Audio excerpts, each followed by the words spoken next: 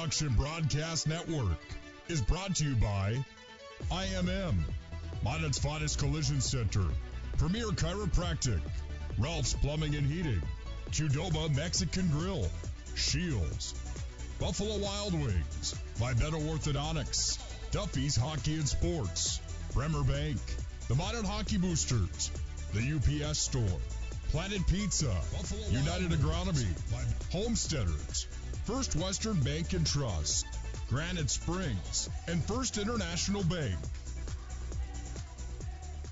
Throughout the areas we serve, First International Bank and Trust employees are actively involved in helping our customers and communities grow. This is Kevin Vigestad from First International Bank and Trust, member FDIC, equal housing lender. Whether it's coaching a Little League team, leading through involvement with nonprofit organizations, or a proud Beaver booster, know that all of us at First International Bank and Trust are committed to giving back to the places where we live and work. Hi, my name is Marshall Kanab. I'm the manager of the UPS store here in Minot. It's time to make sure your holiday gifts arrive on time and unbroken. It's why at the UPS store we offer our pack and ship guarantee. We can pack, ship, insure your item, and get it there on time. 100% guaranteed. If anything were to happen, you're covered, and so is your package. So ship away for the holiday. For the finest in packing and shipping, the UPS store. We're at 1940 South Broadway or online at theupsstore.com. ProStyleProduction.com. Planet Pizza. Systems go for lunch. Frequent supper times up front. T-minus now, it's time for Planet Pizza. With lots of space for fun. There's room for everyone. Don't be an idiot. To Planet Pizza.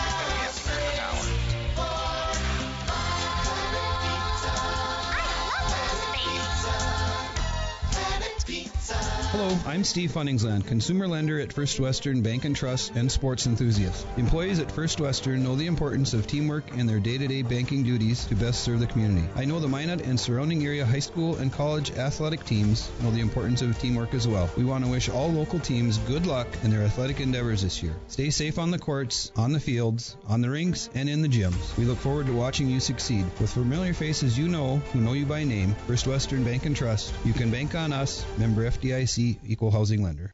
This presentation on the Pro Style Production Broadcast Network is brought to you by IMM, Minot's finest collision center, Premier Chiropractic, Ralph's Plumbing and Heating, Qdoba Mexican Grill, Shields, Buffalo Wild Wings, Vibeto Orthodontics, Duffy's Hockey and Sports, Bremer Bank, the Minot Hockey Boosters, the UPS Store, Planet Pizza, United Agronomy, Homesteaders, First Western Bank and Trust, Granite Springs, and First International Bank.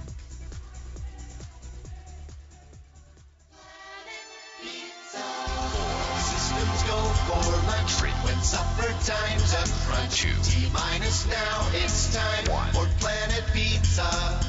With lots of space for fun. There's room for everyone.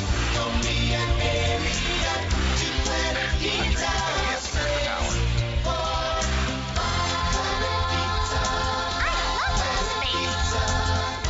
Planet Pizza. 10, 9, 8, 7, 6, 5, 4, 3, 2, 1, 0. This broadcast on the Pro Style Production Broadcast Network is brought to you by ProStyleProduction.com.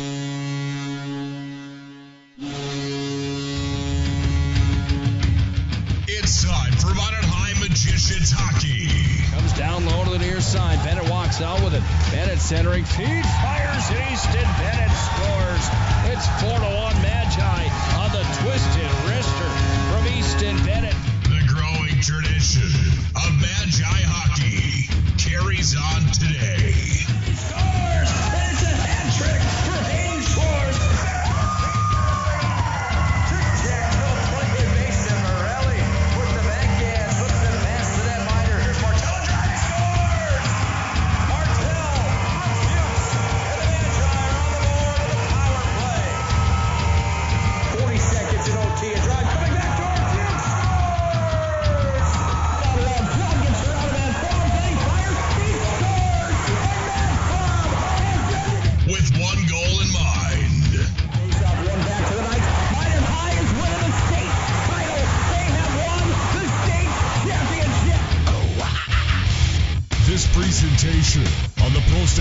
Production Broadcast Network is brought to you by IMM, Minot's finest collision center, Premier Chiropractic, Ralph's Plumbing and Heating, Qdoba Mexican Grill, Shields, Buffalo Wild Wings, Vibetta Orthodontics, Duffy's Hockey and Sports, Bremer Bank, the Minot Hockey Boosters, the UPS Store, Planet Pizza, United Agronomy, Homesteaders, First Western Bank and Trust, Granite Springs, and First International Bank. Point Hyde sends it down. Bennett, top shelf, backhand, right where Grandma keeps the cookies, and it's 5-1. Out of Gretzky's office, Bennett feeds Hyde at the line, near side. Hyde shoots it in, tipped in front. Vile tucks it home, and it's 5-1. Bian's handling, whistling, firing into the glove. No, he scored. It's 2-0. Heads, tattoos at home, and the Magicians lead. It's time for the Minot High Magician Hockey Planet Pizza pregame show. Planet Pizza, the area's ultimate party location, has been serving the Magic City for over 20 years. Call and order now at 701-852-1700. Colby Ends will start the rush. Ends has a big hit at center ice. Welcome to senior night. Plenty of noise. Easton Bennett absolutely lights up Ruley. There's the hit of the game, maybe of the week. Now, let's go to the ice with the voice of the Magi. Here's Nick Hulberg.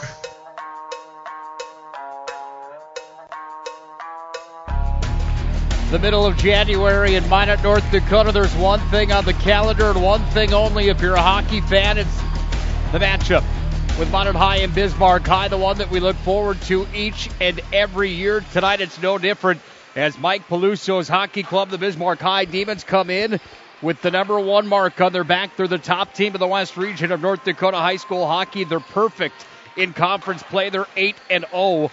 Inside of West Region play, 11-1 overall. Tonight they're here to take on the Magi that have been on a bit of a skid as of late. Well, how much has it been? Well, 3 in a row they've dropped, and the Magi currently sit 6th inside of the WDA standings. They're 4-7 overall, 3-5 in West Region play after their most recent loss on Tuesday night. That one came to Bismarck Century here on their home ice. 4-1 was the final there. What happens tonight? Can the Magi find a way to snap the streak of losses, not only in their 2018-2019 campaign here, but going back into the time machine in 2016 as the last time that the Magi beat the Bismarck High Demons? Do they get it done tonight? We're going to find out. This is the Planet Pizza pregame show. Planet Pizza, the area's ultimate party location. School parties, team parties, birthday parties, so much more. They truly are out of this world.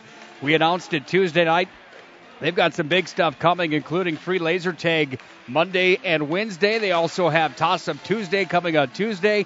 You flip a coin. If you call heads or tails correctly in the air, you'll get your meal paid for free. That's all coming at Planet Pizza. Tonight, however, you could call and order for free at 701-852-1700. Planet Pizza at 852-1700. They'll deliver for free. Should deliver us a Blue Buffalo pizza up here in the booth. It's kind of chilly outside. That would warm us up just a bit. Nick Hulberg alongside of Mr. Larry McFall, the legend they call him, and he's here tonight for another broadcast. Larry, when you think about Minot High, Bismarck High, and you think about this week where the Magi take on the Patriots on Tuesday, then the Demons on Thursday, it's that part of the schedule for the Magicians that really kind of makes or breaks where they see their season going. In your mind, is that a fair assessment of how the schedule for Minot High really falls into place throughout the year, and how big of a night is tonight against Bismarck High for Minot High? Well, it's huge for Minot High, and the fact that 2 nights ago we saw the other marquee team in the West, Bismarck Century, and they won it fairly handily, again 4-1. So here we go again against another quality team in the West. You have to finally start knocking the top dog off once in a while to get some confidence built up. If you don't, the Magicians are in a little bit of trouble as they've fallen down to 9 points in 6th.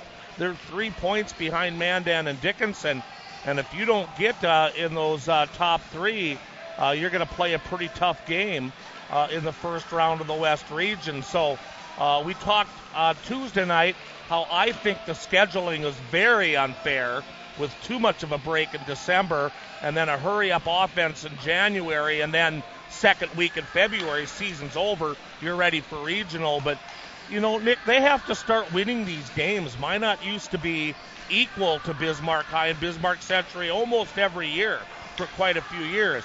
Now there's a dramatic, in my mind, drop-off. You and I argued about it a little bit before we went on the air. You think Minot is closer to the Bismarck teams than I do. I think there's a pretty good gap there, but it would just take one win on a night like tonight to get back in that mix with those three teams. And the Demons can't forget about their 3-1 loss to Devil's Lake, while Minot beat Devil's Lake. So that is a common denominator there that Minot can look at and go, hey, how did that happen? We can do the same thing. So, but Minot High's problem is scoring, and they still have to find some tonight. Well, the beauty of working with you is that you tell it how it is. The beauty of working with me is that I tell it how it is inside of our brains. And the reason that I say that Minot High tonight might have a chance against this Bismarck High team, earlier on this week I would have said probably not a chance, just because Bismarck High's been the real deal. Here's the X factor to that conversation tonight. Dane Sardelli, the top point producer for Bismarck High.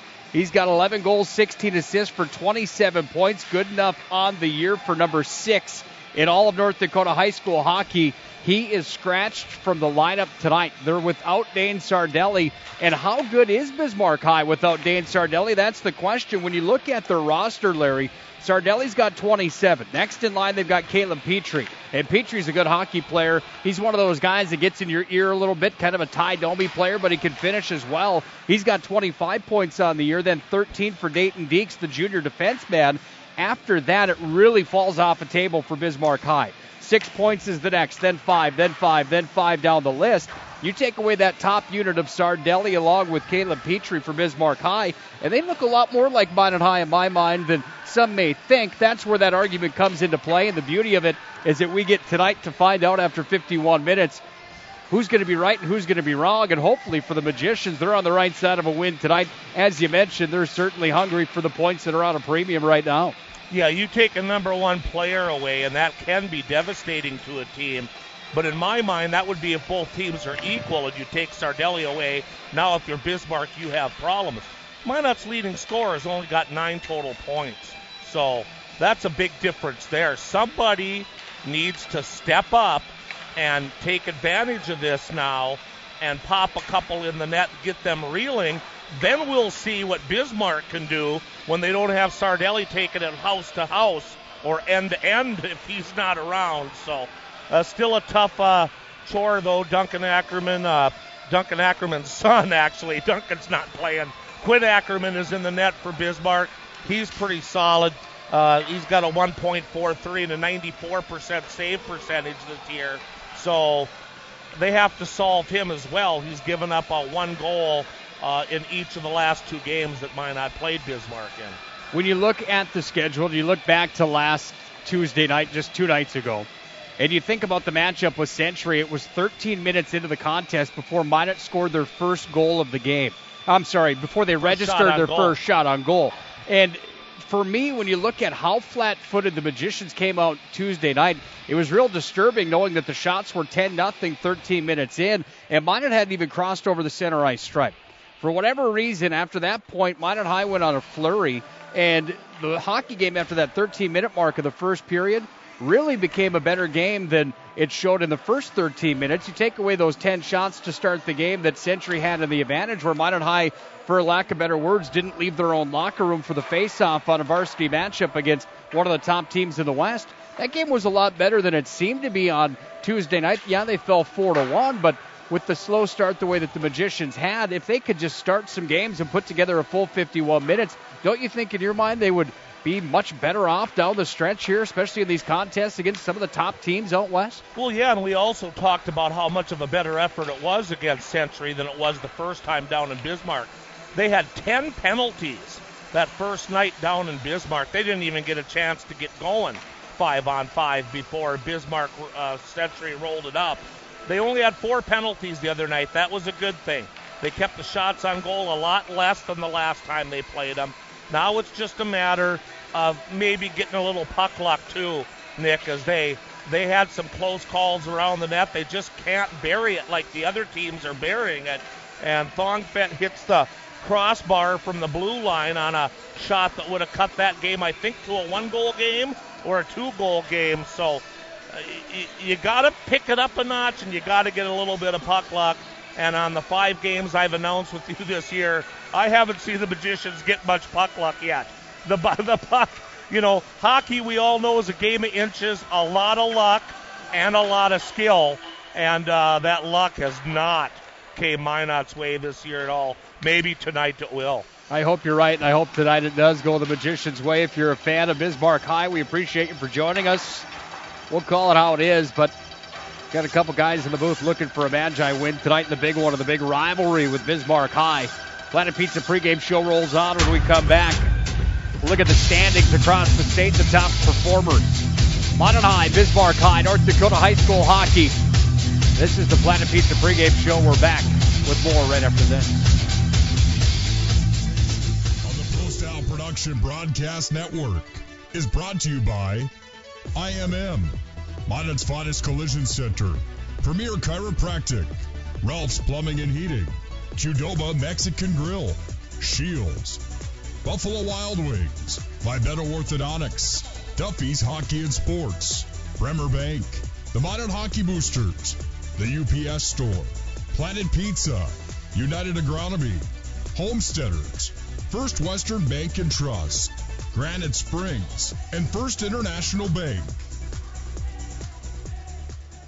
The areas we serve, First International Bank and Trust employees are actively involved in helping our customers and communities grow. This is Kevin Vigestad from First International Bank and Trust, member FDIC, equal housing lender.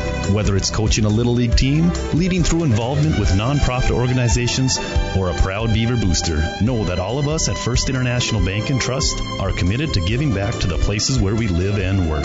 Hi, my name is Marshall Knop. I'm the manager of the UPS store here in Minot. It's time to make sure your holiday gifts arrive on time and unbroken. It's why at the UPS store we offer our pack and ship guarantee. We can pack, ship, insure your item, and get it there on time. 100% guaranteed. If anything were to happen, you're covered, and so is your package. So ship away for the holiday. For the finest in packing and shipping, the UPS store. We're at 1940 South Broadway or online at theupsstore.com.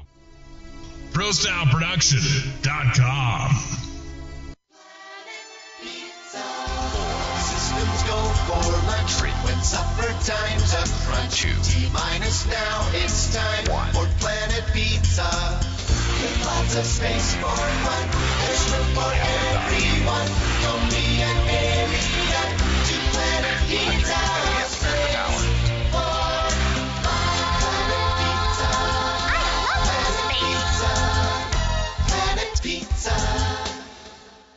Watch out for flying pucks and the Zamboni.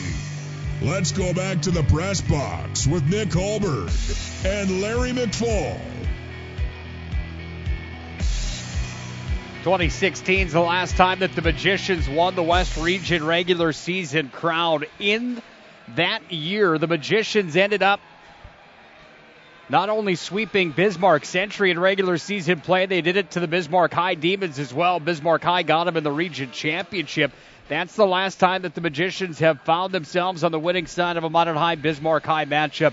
Tonight they go at it again. Minot High Bismarck High. This is high school hockey in the Planet Pizza pregame show from the Magic City Pepsi rink. Nick Hulberg and Larry McFall here. Planet Pizza. The lunch buffet starts tomorrow morning at 11. It goes till 2 in the afternoon. They'll deliver for free tonight, 701-852-1700. The stuff is fantastic.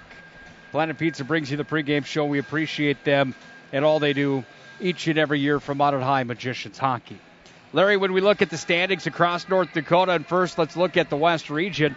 The number one team in the West is here tonight, and it's Bismarck High. They're perfect at 8-0. Century is 6-1 in West region play. They're number 2. Jamestown locks down the number 3 spot. Mandan number 4. Dickinson number 5. You find the Magi at number 6. 3-5 for the record. Like you mentioned, 9 points for them. And they're back a few from that top 4 spot right now with Mandan and Dickinson both with 12 points. Williston's got 5 points. They're 7th. Botno Rugby, who we see Monday night, is 8th, and Hazen-Beulah is 9. Those are the standings in the West. On the east side of the state, Central continues to dominate. Central's 9-0 in East Region play. Red River's number 2. Fargo South Shanley number 3. Fargo Davies is 4. West Fargo's 5. Grafton Park Rivers 6 out east. We'll see them coming up in just a few weeks. Devils Lake is 7. Fargo North is 8. West Fargo Cheyenne is 9. And Mayville Portland is 10. After Tuesday night, Larry, does anything shake up with the top goaltenders in North Dakota? No, except Matthew Schmidt improved his standing a little bit as the number 1 goalie if you take at least 5 minimum starts to lead that stat, because there is a goalie from Grand Forks Central that's only played a game and a half, and he is ranked number 1, but that's not enough in my book. So Matthew Schmidt played a real good game the other night. He is still second. Aaron Nilsson of Central is third. Jared Winter of Fargo Davies is the 4th best goalie in the state. And then comes the 2 Bismarck goalies. Logan Hendrickson isn't in action tonight, but he has played 5 games and given up only 7 goals for a 1.40. And tonight's starter, again, as we'd said, Quinn Ackerman. He's played 7.6 games. He's only given up 11 goals in those 7 games and 2 periods of play. 11 goals against, a 1.43 goals against average, and a 94% save percentage. Compared to the starter tonight for the Magicians, it's Odin Nelson. He's played 5 games, given up 20 goals. So his goals against average is a 4.0. His record is 1-4, and his save percentage is 86.6. The Magician coach is still going with the alternation between the sophomore Sortland and the senior Odie Nelson here. I thought they would have made a decision by after Christmas or by Christmas, but they're either still trying to decide who their man is, or they're still trying to give these guys an equal chance of alternating. So whatever the fact might be, Odin gets to start tonight, and he has struggled against Bismarck in the past. We're all hoping that Odin can play a great game tonight and get back his winning ways that you used to talk about 2 seasons ago when he was a sophomore and he just lit it up sometimes.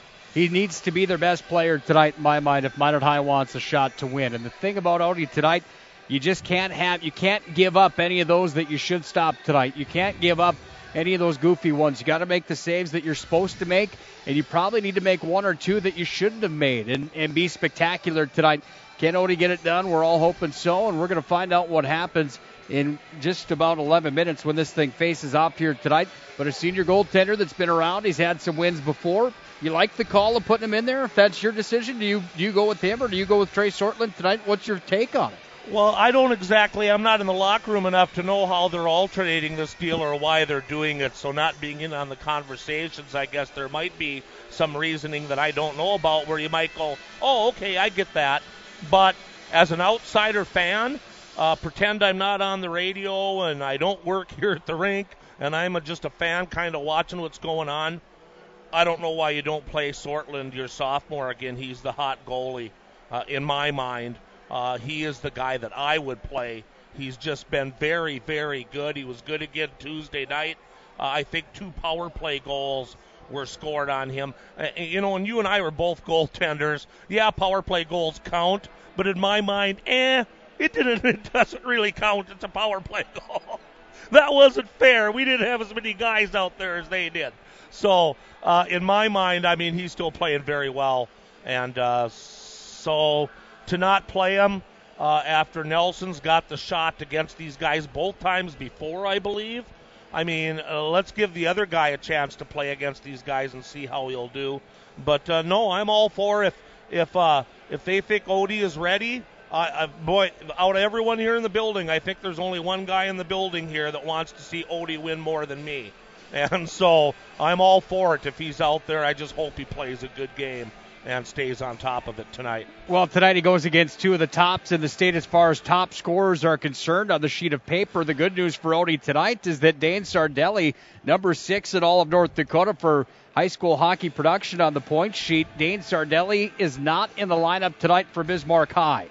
27 points for him on the year, 11 goals, 16 assists, like I mentioned, good enough for the 6th spot in North Dakota. He's out of the lineup tonight.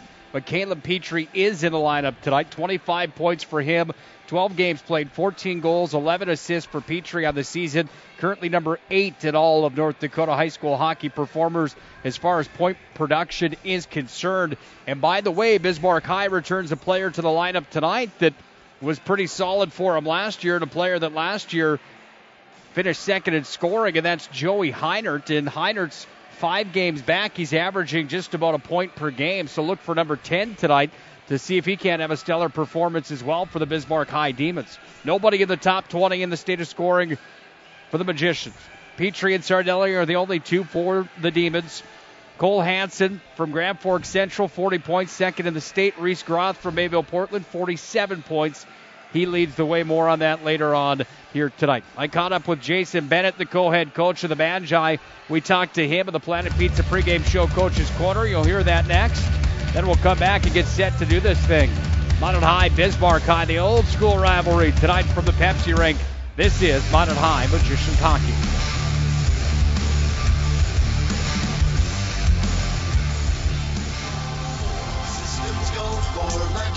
Supper time's up front. T-minus now, it's time for Planet Pizza. With lots of space for fun, there's room for everyone. From me and area to Planet Pizza. Space for fun.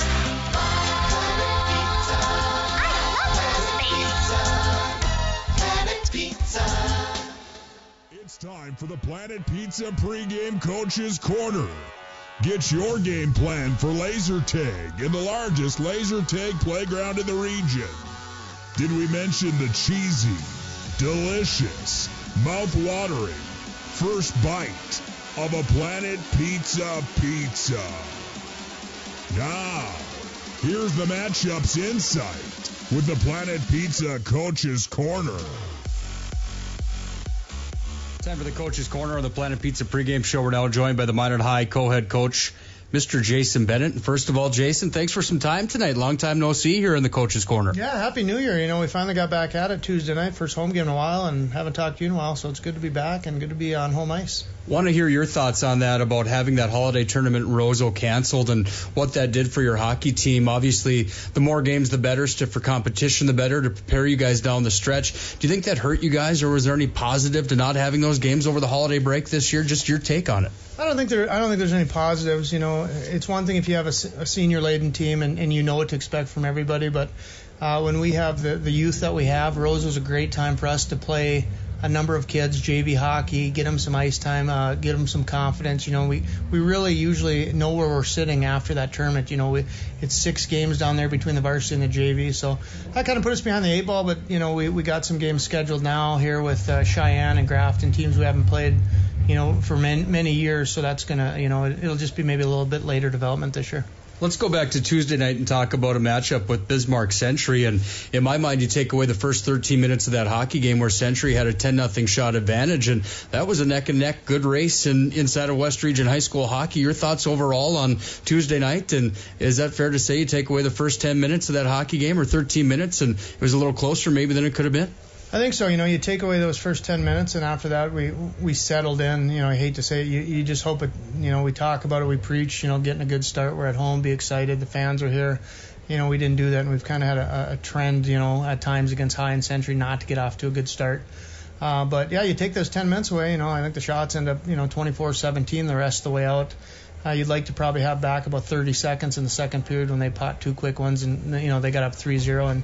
Then I thought in the third period, obviously we were down. We'd like to generate more offense, but I think we played pretty well defensively.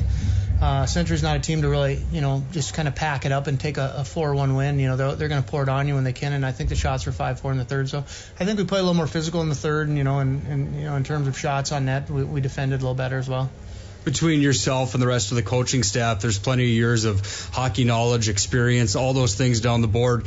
Definitely not for a lack of trying to get this team to come out of the gates swinging, but at a certain point, you guys run out of options on how to try to get your team for a better start, to start better each and every night, or where are you guys at with that? Seems to be a bit of the Achilles heel for the Magicians right now.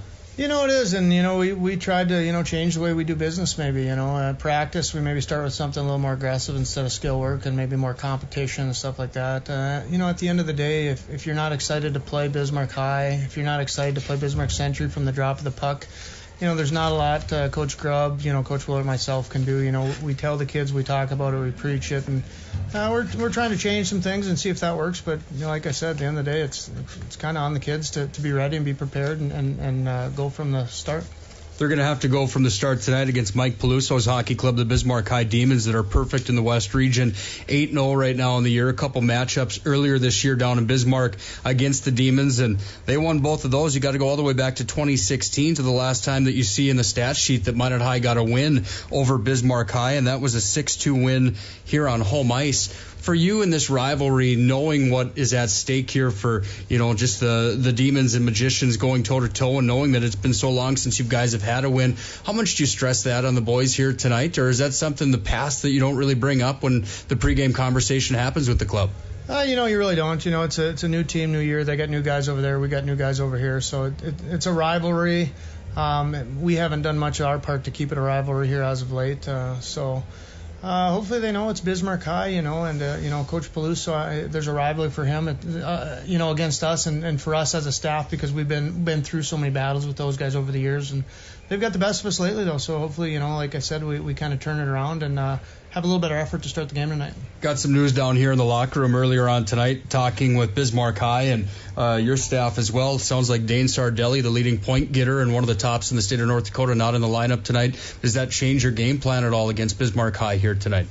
I don't think so. If anything, he's a top end kid. He's a kid that can play at the next level. It maybe makes things easier for us, but Bismarck High always has the next kid on deck ready to go, and I'm sure that'll be the situation tonight. So we still got to play our game, and we got to put 3 good periods together. We've played them twice now, and we've probably had 3 out of 6 good periods where we maybe outshoot them pretty handily in a period, but then the next period we come up pretty flat. So hopefully we get off to a good start. It'd be nice to get that first goal, play from ahead. We haven't done that much this year, and see how things go from there. Odie Nelson gets the call for you guys tonight, splitting time with Trey Sortland, and a senior goaltender that's been around the block. He's had plenty of these games against Bismarck High, and he's good for some wins against some of these top-tier teams. What do you expect out of Odie tonight, and a night that the senior on his home ice certainly needs to shine? I think he played pretty well his last 2 times out. We're seeing improvement from him all the time. I thought he played exceptionally well in Williston, and against Fargo Davies he made some big saves to keep the score where it was. Most of the goals they got, he didn't really have much of a chance, and it wasn't on him. So we expect him to be a leader, to be a senior. This is a big game, against the number 1 team in the region, and he's going to have to be pretty good early, hopefully, to keep us in it and keep it tight.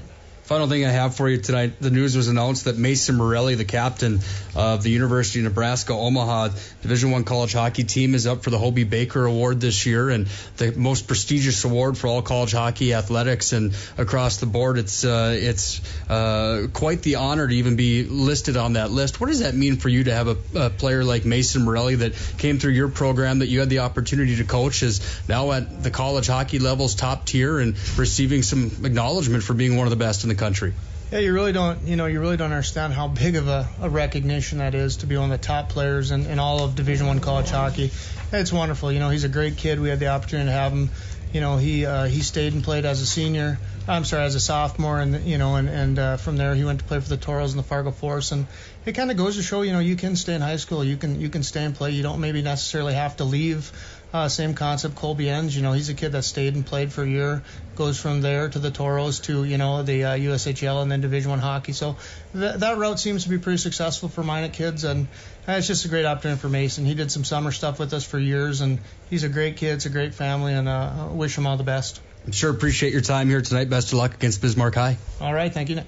That's Jason Bennett, the co-head coach of the Magi. When we come back to the Planet Pizza pregame show, we'll dive further into the numbers, and then we'll face it off. The Demons and Magi. This is Minot High Magicians Hockey.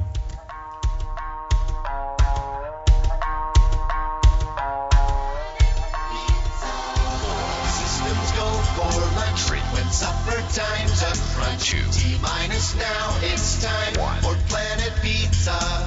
With lots of space for fun, there's room for everyone. Don't be an area to Planet Pizza. Space for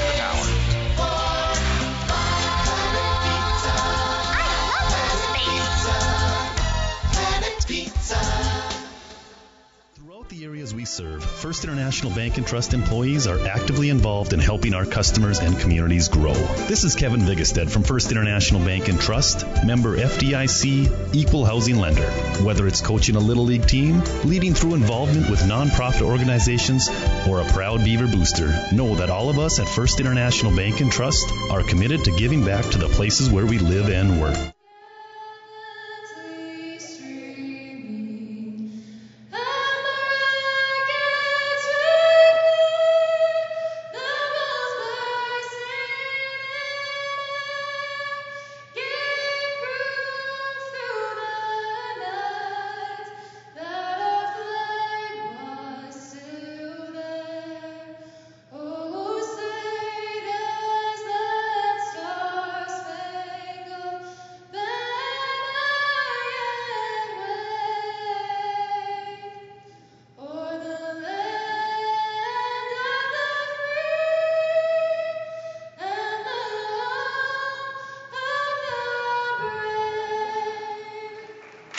God bless our servicemen and women. God bless our veterans. God bless America. It's time for North Dakota high school hockey tonight. And it's one of the oldest rivalries in the entire state of North Dakota. It's Bismarck High and Minot High. We're live at the Pepsi rink here at Mesa Arena, the beautiful Minot, North Dakota. Nick Hulberg alongside Larry McFall for the call of this one tonight. Let's dive into the numbers. Dane Sardelli leads the way for Bismarck High, but he's out of the lineup tonight. Caleb Petrie comes in with 14 goals, 11 assists for 25 points, 13 points for the D-man Dayton Deeks. That's to the tune of 3 goals, 10 assists. Braxton Neese, 4 goals, 2 assists for 6 points, and 5 for Caleb Moore. Player to note, though, was Joey Heinert, 5 points in 4 games for the Demons after returning from an injury. Minot High is led by Peyton Philly, and 9 points for him, 2 goals, 7 assists on the year. Mason Deal's got 8, 6 for Aiden Morelli. Nick Murphy's got 4. Odie Nelson's in the pipes tonight, 4 goals against average and an 86% save percentage. He goes against Quinn Ackerman tonight, sitting on a 94% save percentage and a 143 goals against average. Andy Carton to drop the puck at center ice. Minot High's in their alternate Vegas gold uniforms here tonight. They've got the maroon helmets, pants, and gloves on. The big M across the chest, and the Demons are in their blacks as Stenberg takes it into the offensive zone, and he's going to be charged with a slashing call, I do believe, early on here. By the way, Minot High right to the left, left to the right for the Demons in the first and the third. The Magicians didn't need that. It was at 12 seconds they get a slashing penalty. I know the player came down very hard on the player's stick, but I didn't know that if you hit the puck that would still be a slash. I guess I learned something every day. Face off to the left of Nelson. Andy Carton's in charge tonight with Eric Steele. Kevin Wilkes, a linesman, and so is Sam Smith tonight. Both teams have maroon helmets, pants, and gloves. The Demons have 2 stripes of white on each side of the pants and around the bottom. Shot comes in and it went wide off the attempt from Petrie on the glove side of Odie Nelson. Puck is down low underneath the Minot High cage, taken there by Hertz. He wraps it around the boards and out to center it comes. That was Kyler Stenberg that took the penalty, number 22. Petrie's back on the retrieve in his own territory. The Demons have had quite the start to the year. They're 11-1 overall on the season. Minot High's back in. Nick Murphy shorthanded, turns, fires, off the blocker of Ackerman, and it rolled through the blue paint and wide. Demons thought maybe that one was offsides. They don't get the call they wanted. Meanwhile, the puck comes back to center from Olhauser. He sends it back in behind Odie Nelson. Nelson's most recent game was a loss at Fargo Davies. Minot High lost 6-1 to the number 4 team out east, the Davies Eagles. That was last Saturday in Fargo. 55 on the Demon power play, their first of the night. Third matchup of the year between Minot High and Bismarck High. Bismarck High has both the wins on the season-long series. They've outscored the Magicians 9-2 in the course of those 2 contests down at Wachter Arena. Now the Bismarck home ice. Puck's back in behind Odin Nelson on the retrieve. That's Bonebreak trying to gather for the Magicians. Back up to the point, held in by Sullivan. Sullivan to Deeks. Fires it forward, blocked down there by Hauser. Nice job on the penalty kill for the Magi. And we're down to 20 seconds of Demon power play time. Drive from the front of the net. Odie Nelson slid way out of the blue paint. Puck's in the back of the cage. And the Demons have scored. And that will be a power play goal, I believe, Nick. That's at the 152 mark. And a deflection in front with a lot of bodies in front. And the Demons lead 1-0. We'll wait and hear the official call on the goal. I believe it was Caleb Moore. We'll have to wait. I'm sorry. I believe it was Caleb Moore. We'll have to listen to Duffy Dolbeck in a moment. Odie Nelson slid out of the net to play the puck, and Nelson ended up way to the left of the blue paint.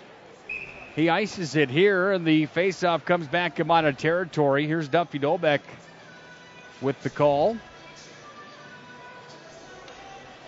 He faked you out. Faked everybody out. James Knudsen still getting it entered on there for Duffy down in the box. Don't Those guys worry. work hard, man. Mike Kelly, Mr. Cast, Duffy Dolbeck, James Knudsen, they're here every game. They do a great job down there. Now Duffy's got the mic. We'll wait for that call in just a moment. Face off on Nelson's glove side. Drive comes in, loose in front of the net. Back at the point, Larry will list it in as the Demons have control of the puck. The offensive zone. Skater number 16, Alex Krug. Assisted on the play by number 13, Dayton Deeks. Krug from Deeks. Drive in front of the Minot High net. Odie Nelson without his stick. He covers up at the top of the blue paint, and he hangs tight to it. The goal, power play goal at 1:52. They've got it credited to Alex Krug, and an assist by number 13, Dayton Deeks on the assist. Well, for Dayton Deeks of the year, that's going to be point number 14. The D-Man having a nice year. Alex Krug picking up goal number 3 on the season. Deeks is a good player on the back end. He shot him from the line, and Krug was the one that tipped it in front. 14:25 to play in the first period. Minot High's down by a goal, 1-0. Bismarck High with the advantage as they flip out to center.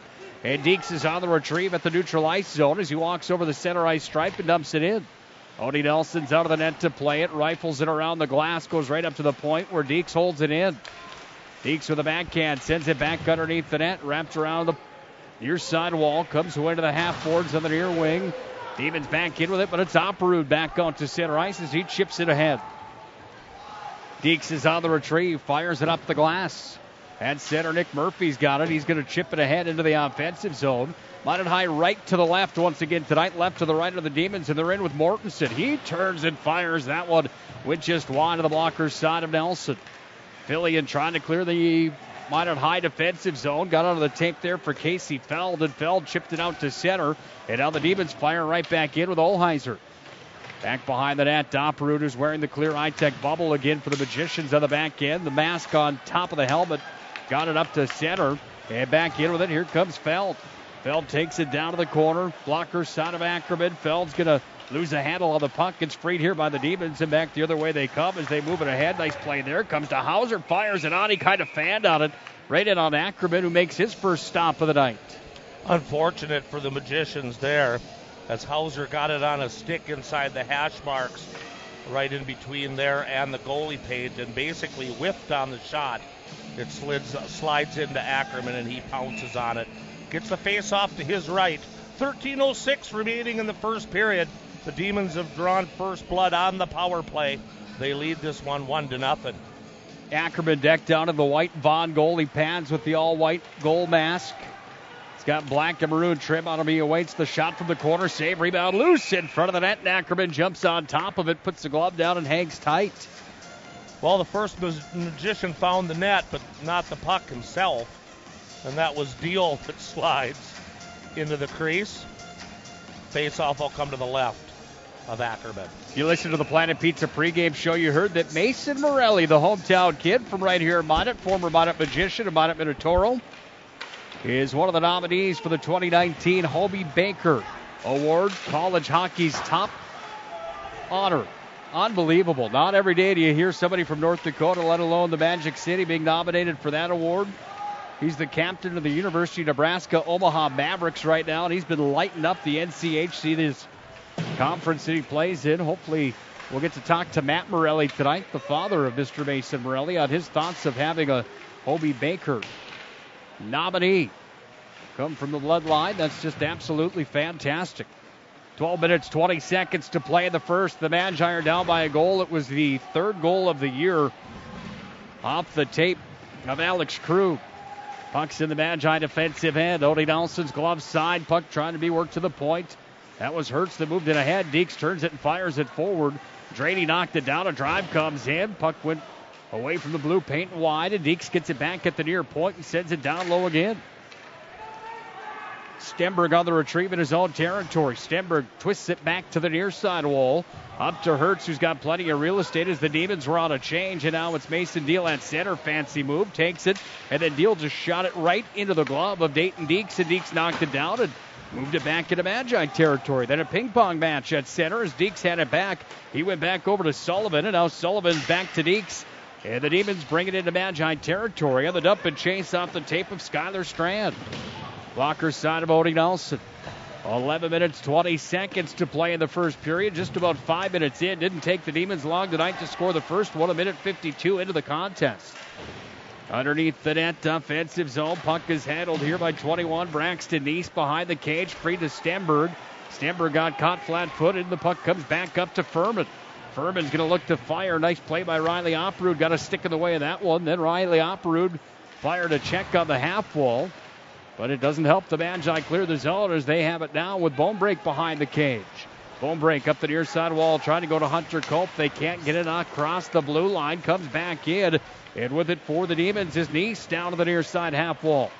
Opperud whistles it around the far side boards. Trying to clear the zone was Jaden Luck. He can't get a handle on it. Opperud's got it back, and Opperud goes back over to Acree on the far wing. Acree, one hand on a stick. Can't get it out for the Magi, and it comes back to Opperud. They've had their chances to clear it. Now they finally do, as Opperud says enough is enough. Throws it off the glass, and there's an icing. Are you tired yet? You want a glass of water or anything? Or? Well, that was a long break in between whistles there. Nick earned his paycheck on that one.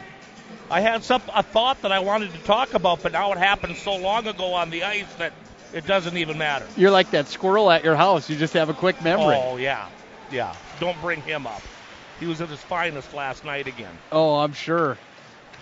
Had the pleasure to go to the McFall house and watch Sunday football. And they've got well, we can let Larry tell you, I suppose, but it's a squirrel that makes his home on top of Larry's roof. You hear that thing pitter-pattering across, collecting nuts all day long, especially if the sun's out. He's a happy camper. Happier than the Magi right now. Anybody have a BB gun? I don't, but I need one. Happier than the Magi right now. They trail 1-0 to the Demons as the Demons hold the zone of the offensive zone. With it is Moore. Taken away now by the Magi. And Nick Murphy's got it back behind his own net. Murphy stick handling, looking for the outlet. Finds it. It's Fillion trying to clear the zone, and Fillion can't clear it out as Joey Heinert pins him in.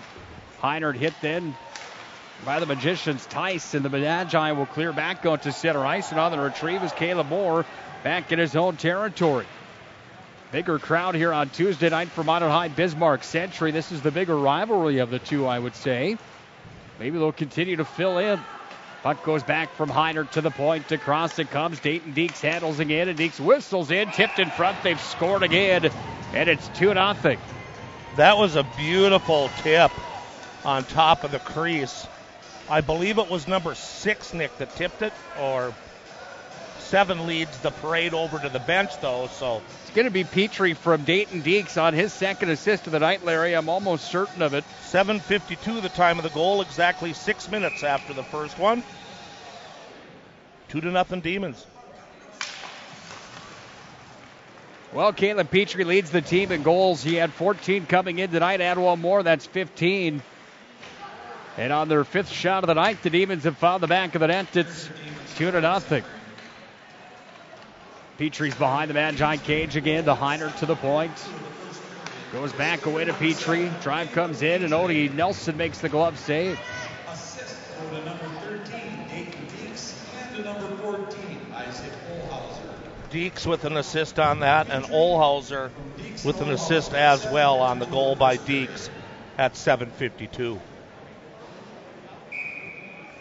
Well, it was a nice tip in front of the net that beat Odie Nelson on the glove side. And Minot High has found themselves in quite a hole here now, down 2-0. Shots are 6-1. Bismarck High with the shot advantage. And early in the contest, the Magi are down by 2. Mike Peluso in his 11th year as the head coach of the Demons, former National Hockey League player. Sent in front of the Magi net. The drive comes in. Nelson stuck out the stick and tripped up Petrie on the play. Comes now to Oproot, and Riley Oproot's going to skate it up over center over the red line and dump it back in behind the net. We're out to play it. Was the netminder Ackerman. Back behind the cage, loose in front of the net. Rebound. Oh, a yawning goal mouth and wide open for Mason Deal. He could have tucked it home, but he sent it wide as Ackerman was out of position. Should have been 2-1 Magi, and the puck luck that the Magi are looking for, they don't have it tonight. Oproot on the forecheck, frees it down for Deal down low in the offensive zone, but it's Petrie away with it. And here comes Caleb Petrie out to center as he pushes ahead, getting it out of the tape there for Skylar Strand, and Strand sends it in. Tony Nelson out of the net to play it back up to Mason Deal. Deal cross ice dish, connects there, and Plemmel's in 2-on-1. Plemmel across. Oh, Stenberg fanned it wide. Excellent play there that was generated out of the Minot High defensive zone on a 2-on-1 give and go, but it was Stenberg that sent it wide of the cage. Deal did that same thing just a moment prior. Now Nick Murphy's back in with it. Murphy, top of the circle, sends it in front. Nice play there on the defensive side of things from Jack Steckler. He got the stick up of Peyton Fillion. And Minot High has to regroup at center as they dump it back in. Some spurts of the hockey game, just like Tuesday night, where the Magi have their foot on the gas pedal. Same thing here tonight. But it's the Demons that are up 2-0 with 7:10 to play in the first. Here's Aid Morelli out to center ice, connects with Fillion, then across to Murphy. Taken by Chase Furman, and Furman's going to dump it right back into the offensive zone. And Odie Nelson wanders way out of the net to play it. He moves it forward up the wall, but it's held in there. And Petrie's back in, fires, goalpost, beat Nelson. And then Nelson goes to his backside. And Odie's without his stick and arguing with the referee here again. You were talking about Mason Morelli. I wanted to bring up 10 years ago, we had the 10-year Mesa anniversary here, and I got all the old photos that had been taken, and I made a disc for a night of presentation. And one of the pictures was Matt Morelli in the old concession stand next door when they were building it, walking. The community helped build it. Here's Matt and tiny little Mason walking with them as they were helping put the underfloor into the concession area. It's just a great picture, but it shows how long Mason was around here and always a hockey kid. And I've got that picture, and I kind of cherish that one of here Matt and little Mason helping put the Mesa together back in 1998, 1999. It was just a pretty cool picture. I would say that He's certainly a is. great kid. Unbelievable. You couldn't meet a nicer guy than Mason. Well, I interviewed him in Bismarck right before the holiday break, and if you didn't get a chance to listen to that interview, it's certainly worth going back and listening to. Just as humble as they come. Deeks is back in, a drive and a save. That one, make that Preston Walker, my apologies, 23 instead of 13. And Nelson equal to that challenge. Now Odin Nelson, though, asking Andy Carton for a slash to his glove at the whistle.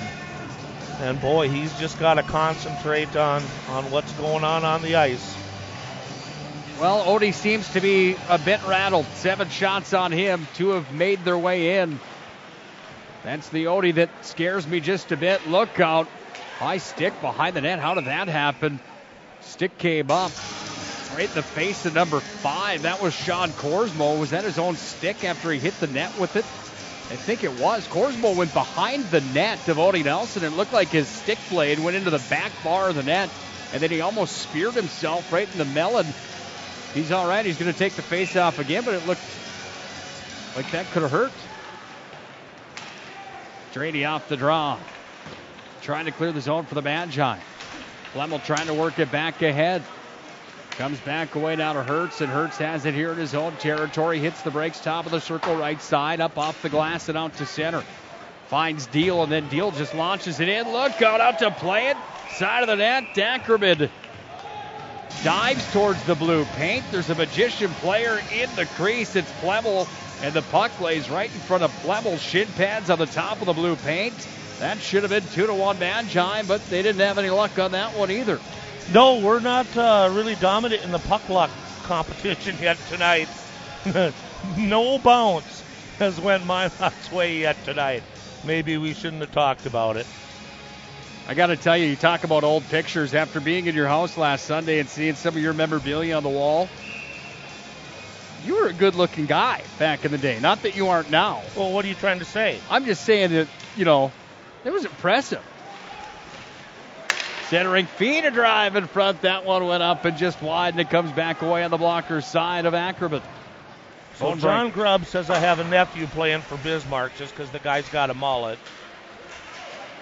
One of your buddies, Gage Kulig, thinks that our picture Petrie's side in with by it, turns side. and fires. That one stopped by Nelson, and the puck goes away to the far wing. 10-year challenge. Into the offensive zone. Here comes Mason Deal. Sends it in front. That one is Stenberg with one hand on the stick, trying to chip it towards the net, but he sent it wide. 5:20 to play here in the first. Down by 2 are the Magi. You get better looking with age, McFall. You're like a fine wine. Out to center ice. Comes back away now to Operud with a backhand. Gains the offensive zone with it, and Deeks is back on the retrieve. He fires it around the end wall out to center ice and back in to Magi territory are the Demons, but it's Thongfent that handles here. Intensity picking up just a bit in the early portion of the hockey game. Nelson's out of the net to play it, but I believe we may have a penalty being called here. Andy had his arm up. Carton, no, we're not going to. We'll stay 5-on-5. There's 4:50 remaining in period number 1. The Demons have the 2-0 lead with goals at the 1:52 and 7:52 mark. Face off on Odin Nelson's blocker side. He's going to fall to the right of the blue paint and hang on to that one. Shots are 8-3 Demons. They lead 2-0. Caleb Petrie's team high 15th goal of the year is the most recent. Dayton Deeks has an assist on both of them. Fillion's in on the draw for the Magi. Top unit out for the Magicians. Against Krug. That one rolls into the back of the net, and Odie Nelson should have stopped that one. And if I'm the coaching staff of the Magi, that is enough for me. 3-on-9 shots should be the end of the night for Odie Nelson in my mind. How did that one go in? It just hit the mass of humanity in front and then hit Nelson's pad and then rolled into the net inside the post. And that goal is going to come at 12 minutes and 16 seconds here of period number 1. And no move for Sortland yet, but definitely Odie having a rough time tonight in the goal so far for the Magicians. Puck's in on Ackerman off the ensuing faceoff. Huge hit behind the net from Hillman. Puck is going to be freed down to Furman, and Furman's up to center ice. We'll listen in as Duffy Novak has the call. Nelson out of the net to play it, wraps it around the glass. Fired in on Nelson, glove save, we'll listen in. Skylar Strand gets the goal, and it is unassisted at 12 minutes and 16 seconds. Still looking for his number. There it is, number 32, unassisted. Stick around for our first International Bank and Trust intermission report. Larry's got a special guest for us tonight. One of the top players for the Minot Minotauros North American Hockey League club is in the house tonight. We'll talk to him. Yep, goaltender Nick Grabko is up here in the press box, and we'll visit with him a little bit about how the season's going. Back at center ice, handled here by Braxton Neese. He's going to walk in, fires off the end wall. Shot, that one went just wide up the carob. Odie Nelson's glove side, and Thongfent's back to retrieve for the Magi, and it comes back away to Landon Fisher. The Demons are putting it on him right now. 3 minutes, 50 seconds to play here in the opening frame. 3-0 Bismarck. High delay call coming here on the Magi. And no touch as Eric Steele has the arm in the air, and the call is a cross check. Larry, who's it on, and what's the time? 13:14 is the time of that penalty, and it's going to be a cross check on skater number 16 for the Magicians. That's Ashton Hillman.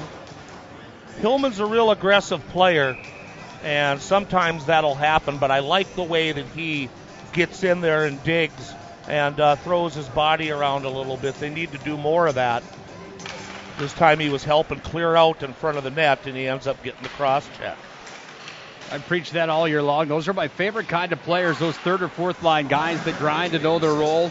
They don't necessarily do all the flashy scoring, but they certainly help where help is needed. Nelson goes down to the ice and makes a stop on the miscue from Caleb Petrie, looking for point number 27 here tonight. So the Magicians getting outshot at this stage of the game 10-3. They've been in the box twice and not getting any of those bounces that we were hoping for, and that all leads to a 2-0 Demon lead right now and kind of controlling the game. 3-0 Demon lead, Larry. Sorry, I forgot one. Demons back in their own territory to pick it up. They're going to move it up to center ice, and Riley Operud handles here, and Operud just launches it all the way back down. We'll call it 175 feet from where Operud sent it in. Hillman, by the way, the team's penalty minute leader. That's number 37 for minutes and penalties this year for the Magi. He's got 1 goal on the year, the only point to report. Petrie goes coast to coast with it. Far wall, works it back to the point. Moore across to Dayton Deek, sends it in. Pad save, rebound loose in front. Oh, what a play from Riley Operud. He dove across. The D-man got the leg in the way, and the puck went up off the glass. Easily could have been 4-0, and Riley Operud was there as the last line of defense. How about the play from the sophomore, man? He's impressive each and every night, isn't he? Penalty on Bismarck coming here, Nick. It happened once again in front of the net at the 14-15 mark.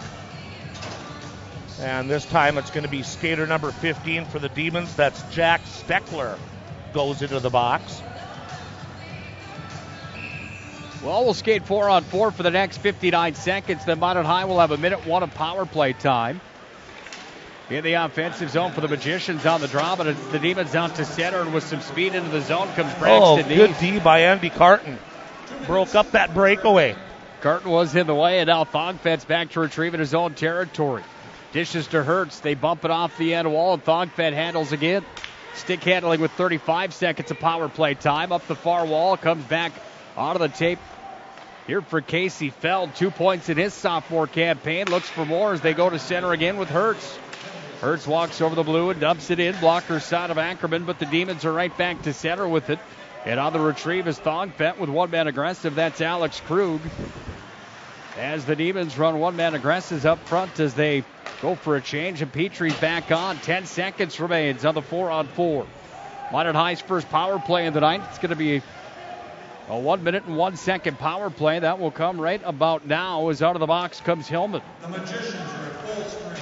Thank you, Duffy Dobek. Puck launched in all the way from center ice. All the way from the other end of the ice. And Odie Nelson now makes the stop, and he freezes it. Face-off coming to his blocker side. Pretty good play by the defense there by the Demons, getting it out of the zone, shooting it all the way down, and then getting a face-off in the Minot end. So that worked out pretty good for the Demons. The face-off will be to the right of Odin Nelson with 1:40 left in period number 1. It's 3-0 Bismarck. If you're just joining us on 1390 Cars AM or on ProStyleProduction.com. And the Magicians now on the power play for another 50 seconds. Peyton Fillion out to center ice with it. He dances across. He lost an edge, and the Magicians will have to touch up onside as Fillion slid into the offensive zone. Back with it and launching it the length of the ice here is Isaac Olhauser. Nelson's out of the net to play it. Dropped it back to Operud, and Riley Operud will start the rush for the Magi. Delivers back across to Fillion. 10 seconds away from the 1 minute call here in the first period. Magi are down 3-0. Drive comes in. Save. Ackerman loose in front of the blue paint. And the Demons will launch it all the way down again. Here's that 1 minute call. 1 minute remaining in the first period. Thank you, Mr. Duffy Dobek. Shots are 11-4. Bismarck High as Operud skates it up to center across Nick Murphy. Dumped it back in behind the net, off the end wall. Ackerman played it with the Warrior goal stick, and now the puck escapes the zone. Bismarck High kills off Minot High's power play. We're down to 35 seconds in the opening period. Nick Grabko, one of the top goaltenders in the North American Hockey League, will join Larry McFall at our first International Bank and Trust intermission report. That comes up in 25 seconds.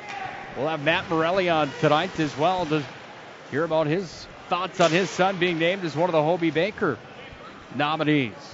Get ready to count them down, kids. We're at 10 seconds right now. 9, 8, 7. Puck behind the Magi net. Walking around. Shot save in front of Nelson. Puck is still loose. Puck comes back away to the point. Demons looking for one more shot on goal. That's how the first period comes to a close. Dayton Deeks with a pair of assists in the first. The Demons pot 3 on the Magicians. It's 3-0 at the end of 1. First International Bank and Trust intermission report. Right around the corner, once again, Nick Grabko, the Toros goaltender, will join us here in the booth. Larry will have the stats, the recap, all the numbers from the period. As Minot High and Bismarck High in a West Region dogfight tonight, but it's the Demons with the edge. This is Minot High Magicians Hockey.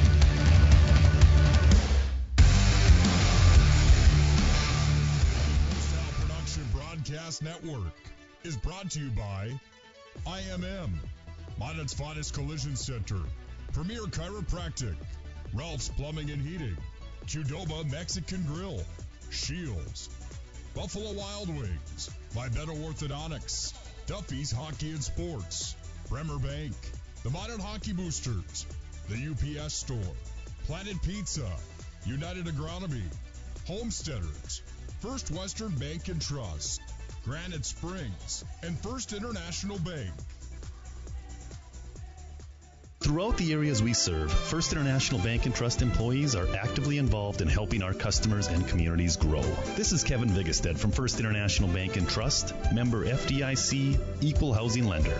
Whether it's coaching a Little League team, leading through involvement with nonprofit organizations, or a proud Beaver booster, know that all of us at First International Bank and Trust are committed to giving back to the places where we live and work. Hi, my name is Marshall Knop. I'm the manager of the UPS store here in Minot. It's time to make sure your holiday gifts arrive on time and unbroken. It's why at the UPS store we offer our pack and ship guarantee. We can pack, ship, insure your item, and get it there on time. 100% guaranteed. If anything were to happen, you're covered, and so is your package. So ship away for the holiday. For the finest in packing and shipping, the UPS store. We're at 1940 South Broadway or online at theupsstore.com.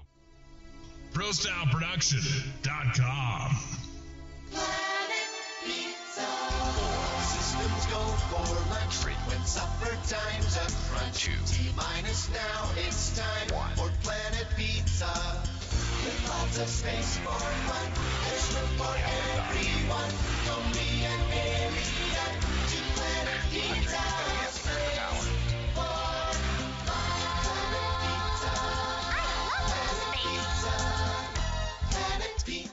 Hello, I'm Steve Funningsland, consumer lender at First Western Bank and Trust and sports enthusiast. Employees at First Western know the importance of teamwork in their day-to-day banking duties to best serve the community. I know the Minot and surrounding area high school and college athletic teams know the importance of teamwork as well. We want to wish all local teams good luck in their athletic endeavors this year. Stay safe on the courts, on the fields, on the rinks, and in the gyms. We look forward to watching you succeed. With familiar faces you know, who know you by name, First Western Bank and Trust, you can bank on us, member FDIC, equal housing lender.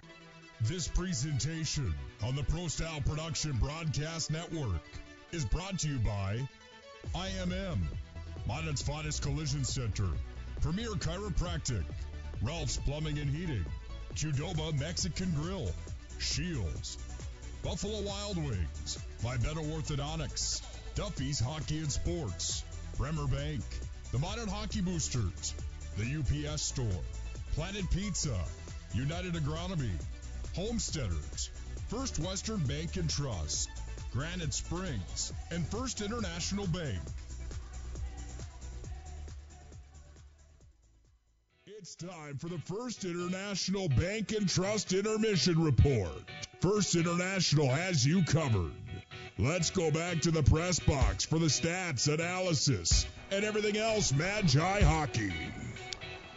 Welcome back to the Pepsi rink at Mesa Arena. We're at the first intermission where the Bismarck Demons lead the Minot High School Magicians by a score of 3-0. We'll get to the stats and the wrap-up in a little bit. But first off, I have a special guest up in the press box tonight. I've got one of the two goaltenders from the Minot Minotauros with me. Nick Grabko is with me. Welcome, Nick. Thanks for making some time here tonight. No problem. Thanks for having me.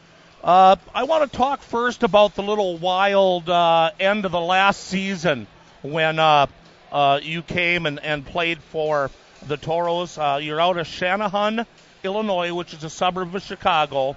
And I remember distinctly last year after one of the goaltenders got sent home that left them with 110, they got a hold of you, and then for the last 9 games of the season and a couple of playoff games, they were flying you back and forth for the weekend to Minot to play and then back to high school in Illinois. That must have been a little bit of a wild ride for you, flying to get to your games on the weekend. Yeah, it was pretty crazy. Samu last year got sick, so they had no goalie, and I was on their affiliate list, so they flew me in for the first weekend against the Wilderness there. I had a pretty good showing, and then they decided to fly me in for those other weekends too, but it was pretty crazy because I was finishing out my senior year of high school. My AAA season had just ended, and it was pretty crazy because I had no ice to skate at home, so I would go to like a stick and puck once a week and then come out here on the weekend and get a morning skate in and then just jump into a junior game, so it was pretty crazy. Yeah, and it was a big playoff push at that time, and the way you played at that time, I think, was instrumental in sending the Toros to the playoffs with that late season run. So you almost feel like a pro when you're flying back and forth like that. So now you've ended up in Minot. And I know, I don't know, sometimes you players look at the stats and the history, sometimes you don't.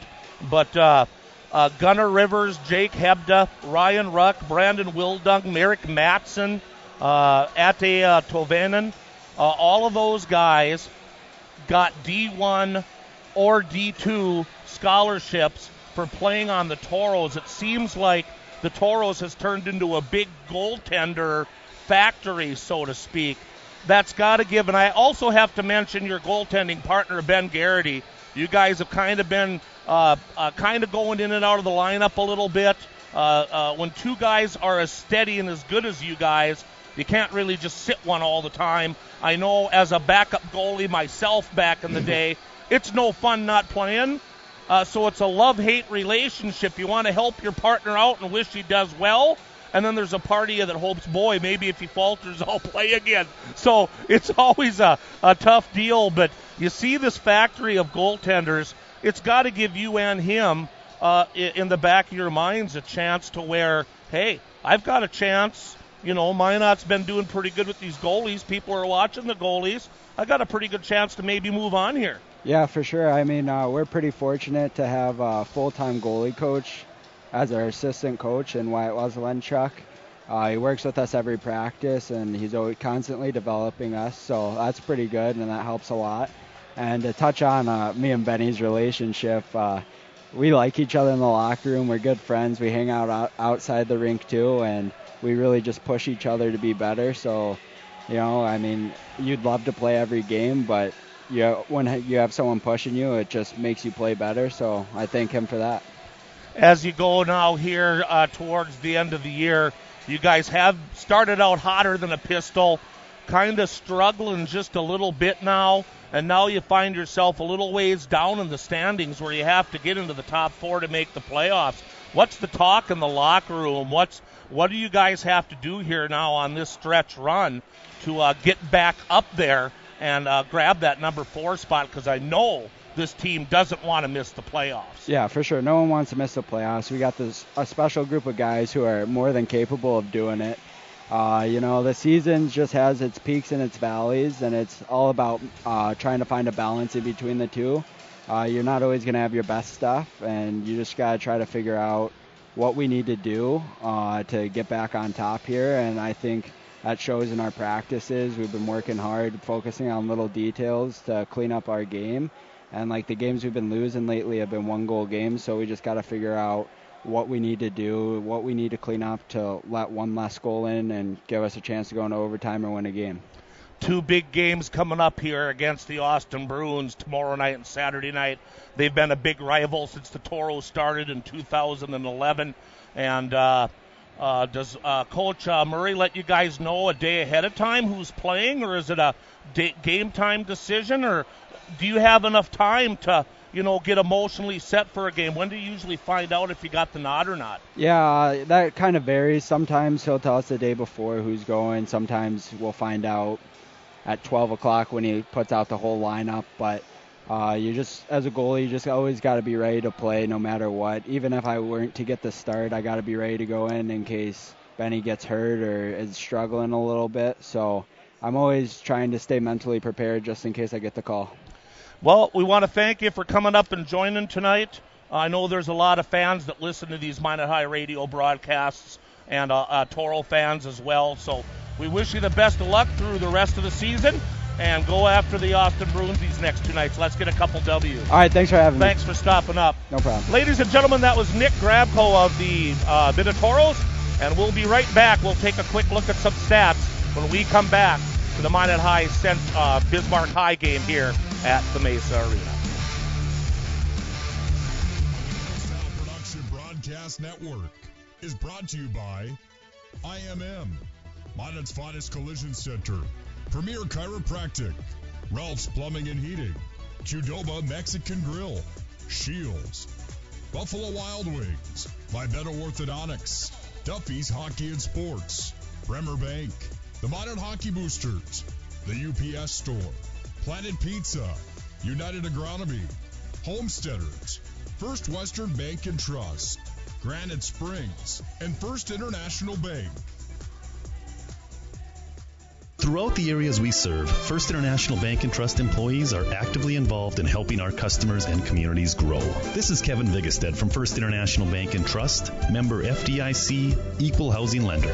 Whether it's coaching a Little League team, leading through involvement with nonprofit organizations, or a proud Beaver booster, know that all of us at First International Bank and Trust are committed to giving back to the places where we live and work. Hi, my name is Marshall Knop. I'm the manager of the UPS store here in Minot. It's time to make sure your holiday gifts arrive on time and unbroken. It's why at the UPS store we offer our pack and ship guarantee. We can pack, ship, insure your item, and get it there on time. 100% guaranteed. If anything were to happen, you're covered, and so is your package. So ship away for the holiday. For the finest in packing and shipping, the UPS store. We're at 1940 South Broadway or online at theupsstore.com.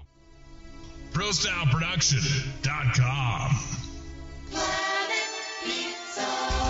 Systems go for lunch. Frequent supper times up front. T-minus now, it's time for Planet Pizza.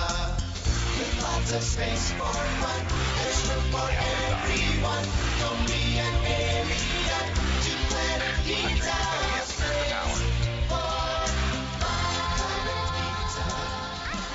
Nickelback album. Back to the voices of Magi Hockey. Here's Nick Hulberg and Larry McFall. Well, the Minot High Magicians come out for the second period, led by the goaltender Trey Sortland. They make a change in goal as we get set up to start our middle frame. Nick Hulberg and Larry McFall. Larry, I know you've got some stats we need to get to quick at the end of one. Yeah, the scoring summary so far in this game. The first goal by Alex Krug on an assist by Dice on the power play at 1:52. Then Petrie scored a goal on an assist from Dice and Olhauser at 7:52 to make it 2-rip.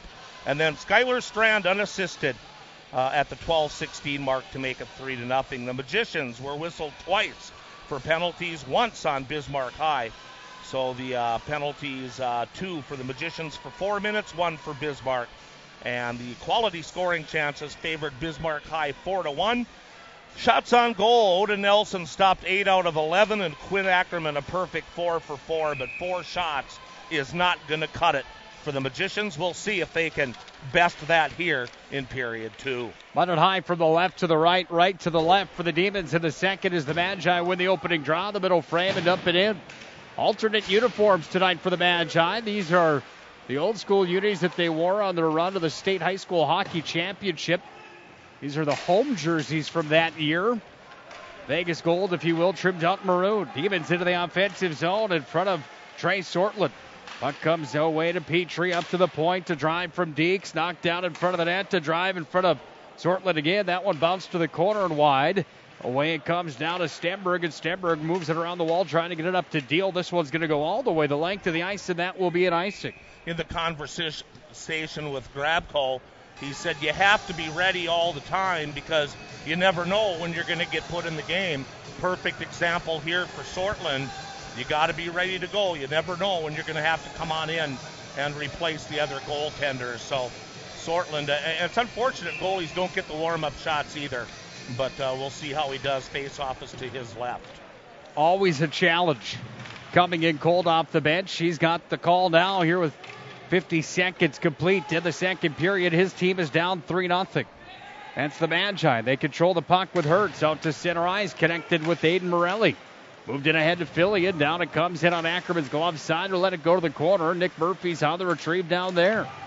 Murphy down low with the help of Fillion. Out with it comes Murphy. Murphy in the slot. Turns and fires. Oh, he sent that one wide. Puck comes back away to Hertz.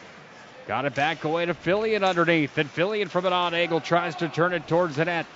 Thongfetz down low, walks in from behind the net, wraparound save. Ackerman, he hangs tight. Ackerman's goal stick's going to end up all the way back out at center ice right in front of us. After, I don't know how that ended up out here. Maybe thought it was curling. He covered up the puck left of the blue paint. He has a conversation now with Eric Steele. And the Warrior goal stick ends up way out at center. Tony Swearingen was up here in the booth earlier on tonight. He's doing the TV broadcast with Beck Sports. He mentioned those Bismarck High uniforms and how he thinks they're some of the nicer ones in North Dakota. Bismarck High's in black tonight. Yeah, he likes them. That must be the school crest. That must be the school crest with the torch.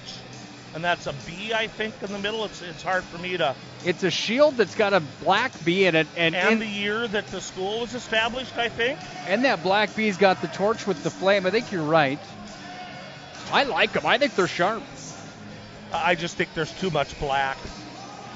Nowadays, all these teams are going black instead of their original colors. Since when did you become the fashion police? Well, look at me. Does that answer your question? Minot High's on the power play. Jacket on. That's how much I work. Second power play of the night for the Magi. Now you made me miss the time. You have one job up here, McFall. One job. Here's Duffy Dobeck with it.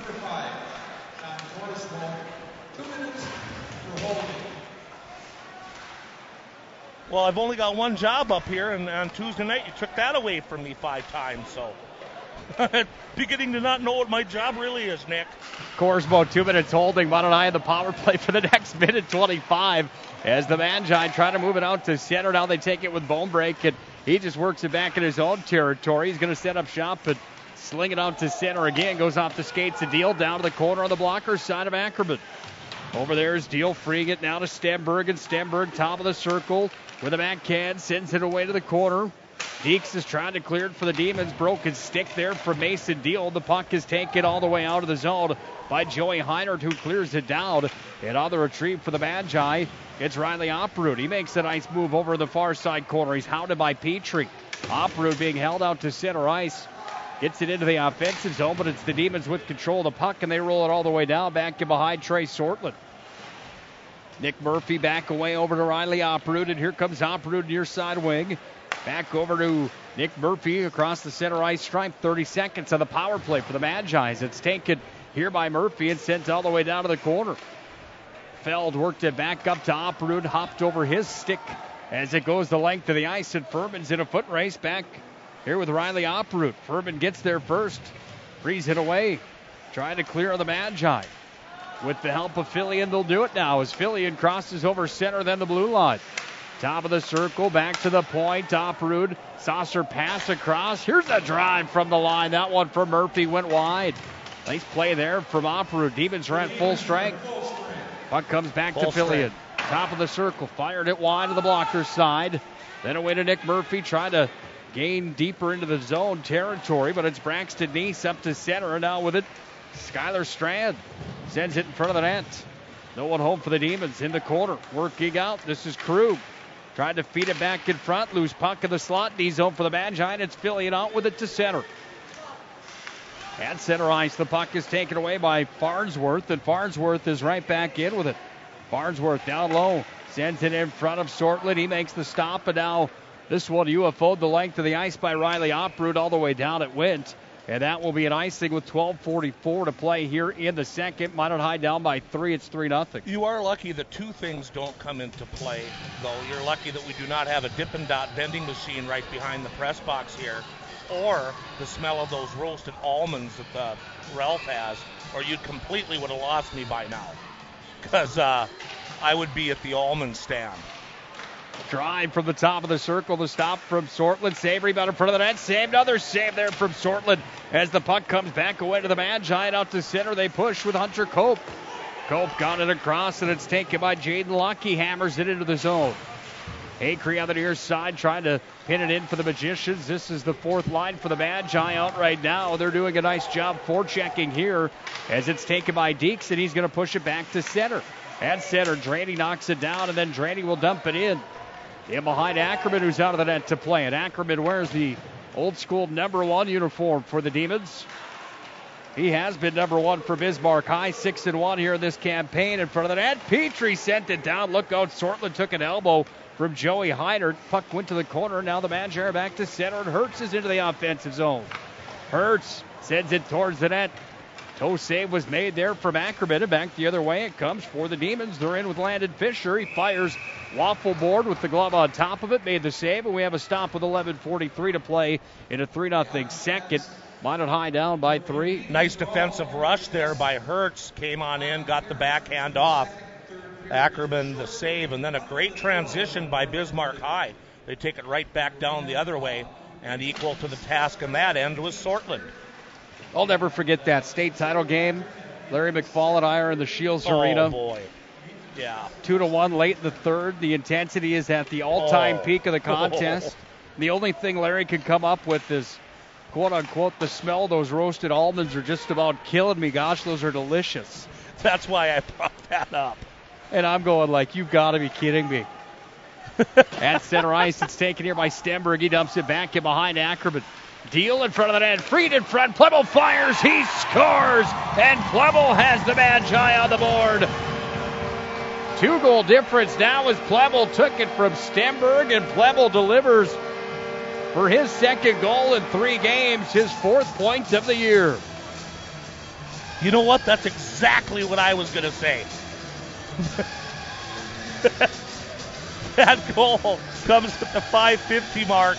The pass came out to the top of the slot, and Plebble, who found himself on the 4th line a couple of games ago against Jamestown, finally got a goal down against Davies, and now he tallies here tonight and cuts it to 3-1.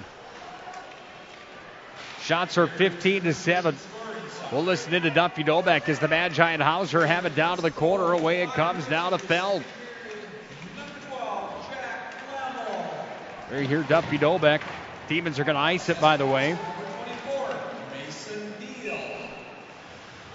Deal's been working hard all night long, and he finally gets that assist.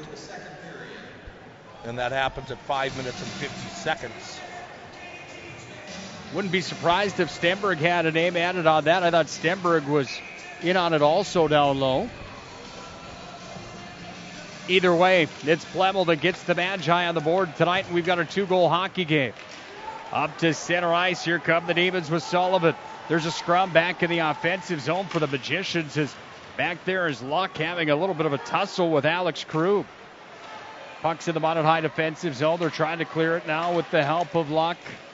Comes to the top of the circle and down to the corner, away with it. Defensive zone is Hertz for the Magi. Right in on Sortland. There's Sortland run into. Josh Draney gives number 16 on the Demons side. That's Krug. A little slash in the back of the ankle saying, don't touch my goaltender. 6 minutes, 55 seconds into period number 2. It's 3-1. Bismarck High with the lead, and with the puck are the Demons. Caleb Moore handles here. Back out to center, and away it's Josh Draney at neutral ice. Puck taken off the far side wing and off the near side wall from Hunter Culp. Demons with control of it. Comes back up to Nick Murphy, and Murphy moved it ahead to Philly. At center ice, pocket picked. And away with it comes Sullivan. He moved it forward into the neutral ice zone, and now a teeter-totter match continues at center where Petrie's got it. He went for a stroll back in his own territory, and he gains steam as he enters the Magi zone. In on goal, a drive. The stop is made. It's in the back of the net. And Sortland gives up a soft one. It's 4-1. But Petrie took the puck all the way from the blue line, wound past the defenseman. The forward of the Magicians just let him go right by. Then he gets around the defenseman under the dot and tucks it in on the post somehow under Sortland. I mean, boy, oh boy, somebody's got to knock him down. Nice play, though, by Petrie, and that goal's going to come at the 7:36 mark. Well, those are the ones that you just can't give up. And in the pregame show when I talked about it, against the Bismarck High, against the top talent in the state, you can't give up soft ones. And that's the fourth soft one of the night that the Magicians goaltenders have given up. And it's 4-1, Bismarck High with the lead. Not trying to come down on a high school kid, but this is a real thing. This is a varsity sport. Those are 4 soft goals, and Minot High would have a lead in this hockey game if they had just a sniff of goaltending tonight. There's only been 16 shots fired and 12 saves made here tonight. Unassisted on that goal, by the way, by Petrie. Just announced by Duffy Dobeck. Bone break into the offensive zone. Puck comes back away to Morelli. Down low underneath the goal line. Out to center ice, and it's Joey Heinert that connects with the backhand to Richardson, and he dumps it in. Demons go for a wholesale change as the Magi work it back up to center ice. That one got by Stemberg. Back at the Magi bench, they need to be careful to not have too many men on the ice. They don't. Deal's got it, and he's back in. Here's Deal into the offensive zone. Sends it in front. That one tipped from Stemberg. It went wide. Deal and Stemberg connecting a few times here tonight. They just haven't been able to convert on it. We're down to 8 minutes, 3 seconds to play in the second. Minot High down 4-1. Stemberg from behind the net. Stemberg stick handling, backhands it away, comes over to Deal. He frees it in front. Plemmel looking for his second of the night. Threw it towards the net. Pad save Ackerman. Puck comes back away on the near side wall, and now it's Thongfent that has to retrieve all the way back in his own territory. Thongfent hit from behind there from Landon Fisher. No call on the play, as there shouldn't have been, but Thongfent went down. That's going to free the puck for the Demons, who have control on center only momentarily. And now it's Plemmel back in. 3-on-3. Plemmel turns it and fires it. Right pad save that time from Ackerman, and the Magicians put some pressure on. Shots are 16-9. Demons lead 4-1 on the scoreboard, ended in the shot category. 7:15 to play here in the second as the puck dumped in from center ice right in on the netminder. Ackerman, who played it to the near side wing, and the Demons go up the wall with it. This is Caden Sullivan. Now Riley Oprud away. He dumps it back in behind the net. Demon defensive zone, and with it comes Stenberg. He turns it and fires it towards the cage.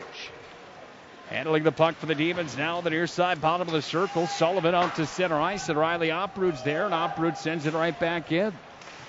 Demons have it. Defensive territory. Oprud at center ice gets a handle on it once more. Magi touch up on sides. In with it they come. Feld. He had his pocket picked on the opportunity as Caden Sullivan does a nice job defensively.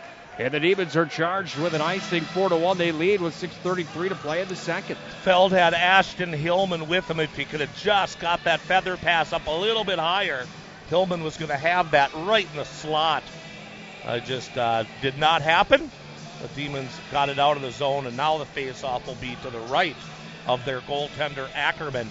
6:33 remaining in the second period. It's 4-1, Bismarck Demons. Bone break fires from the line, hit the goal pad, then the goal post. And a face-off will come on Ackerman's blocker side as Hillman stirs it up in front of the net there with Caden Sullivan. Seriously, what's with the bounces and the puck luck here tonight? Goalie pad, goal post instead of going in the net. The Magicians still snake bit here. 6:28 remaining in the second period. If you look back at last year, Minot High had the same similar struggles at this point in the season. And they went on to go nuts at the end of the year with goals being scored 16-16. That's Krug and Hillman having a big boy conversation at center. Yeah. Penalties will be called. Both of them either high sticking or roughing. What is Eric Steele going to call here? They're going to be roughs. And that penalty comes at the 10:39 mark here. Will not affect the manpower on the ice surface. Mike Peluso having a conversation with Sam Smith. Mike Peluso didn't look impressed by the rookie linesman. Peluso's still giving him the business. Mike Peluso saying this is a blue line, and Sam Smith smiles back at him. Look at this. Head coach of the Bismarck High Demons. Guy that played the National Hockey League, giving Sam Smith, the gentleman that never even played the game of hockey, quite the hard time here. All the way down it comes. There's an icing. That's classic, isn't it? That'll come all the way down to the left of Sortland. 6:09 to play here in the second. Sometimes the NHLer isn't always correct.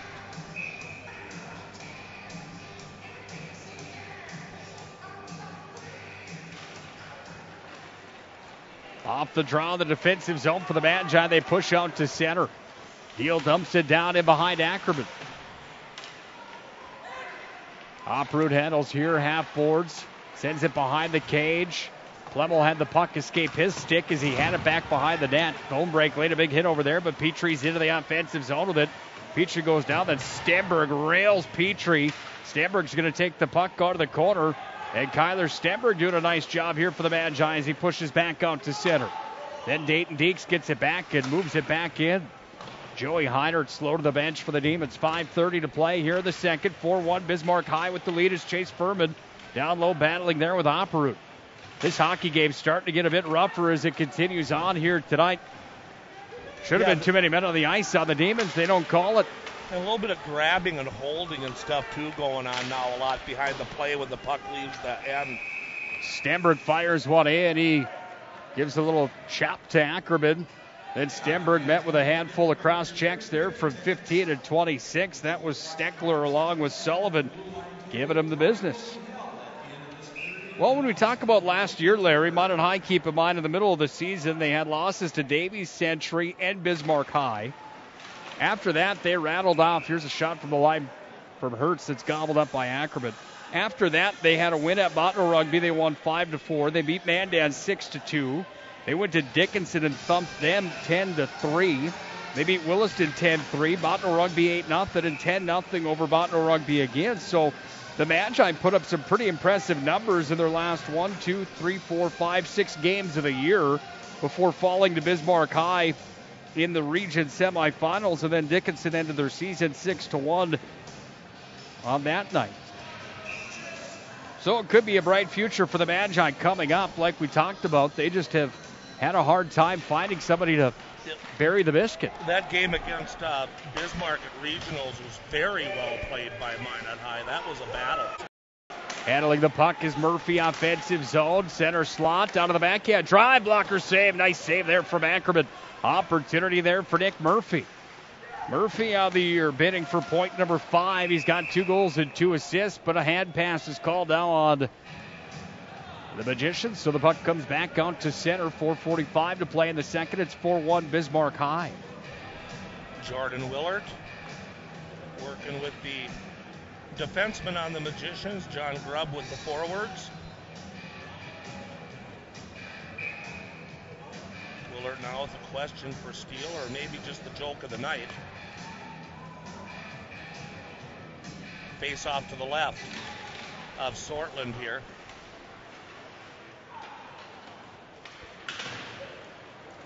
Puck out to center ice, and Fillian's got it. Felds with him. This is a 2-on-2. Fillian turns and fires 2 feet over the glove side of Ackerman. The Magicians have to regroup at center with Bonebreak. Bonebreak's back in with it. Now it's Fillian. Make that Murphy far side. Nick Murphy's out of the corner, top of the circle. Murphy turns it up at the point, drops it down to the corner. On the retrieve is Feld. He lost an edge, and the puck is picked up here by the Demons, and Caden Sullivan out to center ice to Joey Heinert, who crashes towards the net. Heinert sends it in front. Nice stop there from Sortland with the stick. Puck comes away to the top of the circle, and it's Operud on the near side wing that chips it up out to center, and then it rolls back in behind the Demon net. 3:52 to play here in the second. Minot High down by 3. It's 4-1. The goal tonight came from Jack Plemmel, his second goal of the year. Assisting on the play was Mason Deal. Demons had the goal moments later as the second of the night was scored by Petrie. Drive in front of the net, shot. They score again, and it's 5-1. Shot from the circle. I believe that got deflected in front. We'll have to wait and see who got the goal and assist on that. That happened quickly in a bang-bang play. It's going to be Nick Mortensen that finishes on the play. 13:29, Nick. And it's 5-1. Shots are 17-13. And a 4-1 difference in the contest. 4-goal difference in the contest at 5-1, I should say. Ackerman from an odd angle is going to see another one here as Hertz sends it in. Pad save there again. Stop in the play. As out here in the neutral zone. Center ice, Hertz. Slash on Hertz. And that comes at 14:46. And now the Magicians have the shovels and the spades out, and they're digging themselves a hole. Face off to the right of Sortland. 3:14 remains in the second period. 5-1 Bismarck Demons.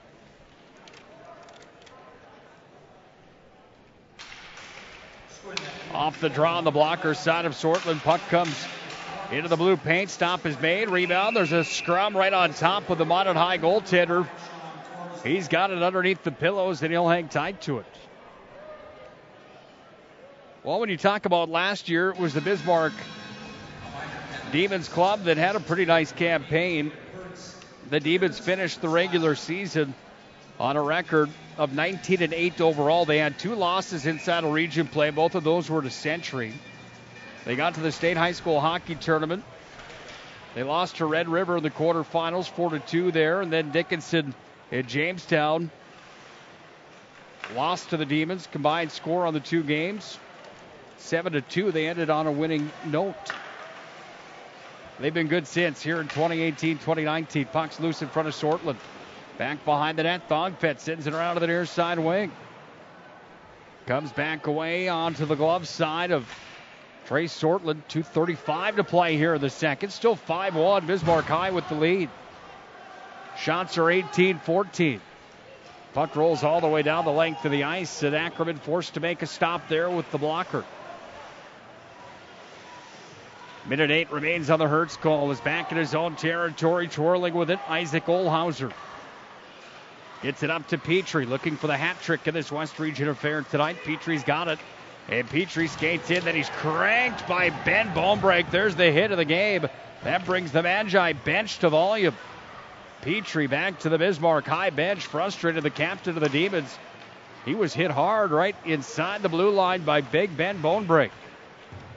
40 seconds remains on the Demon power play. A minute 50 here in the second period. Heinert dropped it down, make that 16 instead. My apologies, that's Krug.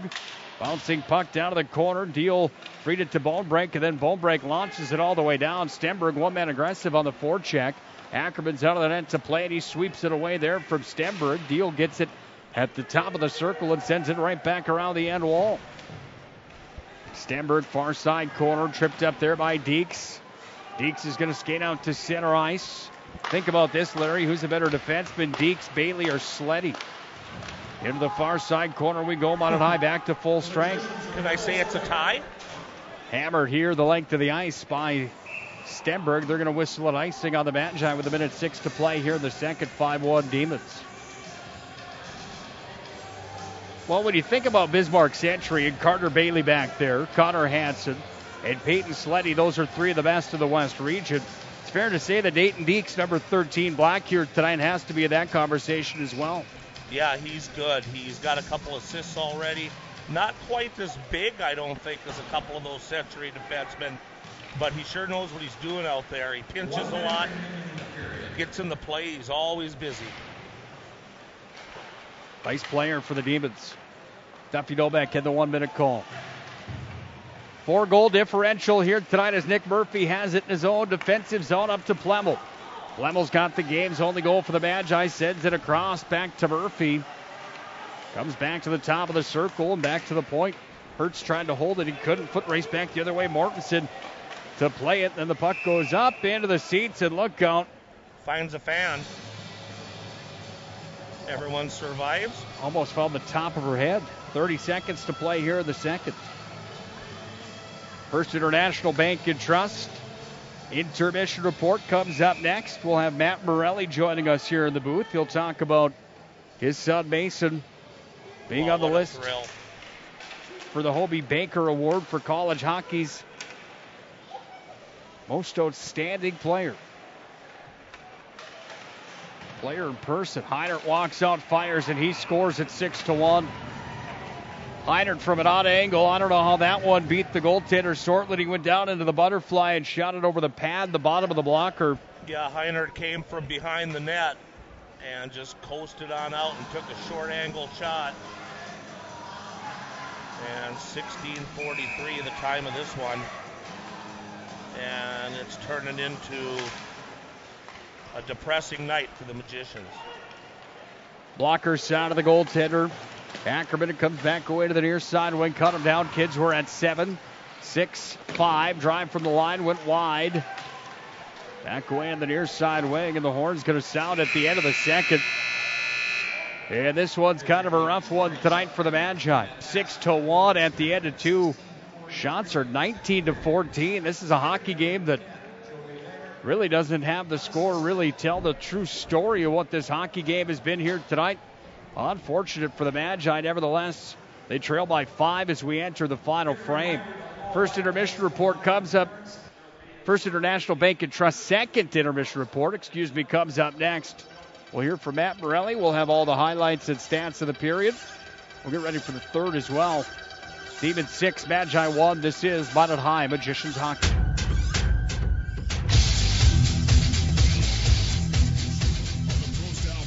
Broadcast Network is brought to you by IMM, Minot's finest collision center, Premier Chiropractic, Ralph's Plumbing and Heating, Qdoba Mexican Grill, Shields, Buffalo Wild Wings, Vibeto Orthodontics, Duffy's Hockey and Sports, Bremer Bank, the Minot Hockey Boosters, the UPS Store, Planet Pizza, United Agronomy, Homesteaders, First Western Bank and Trust, Granite Springs, and First International Bank.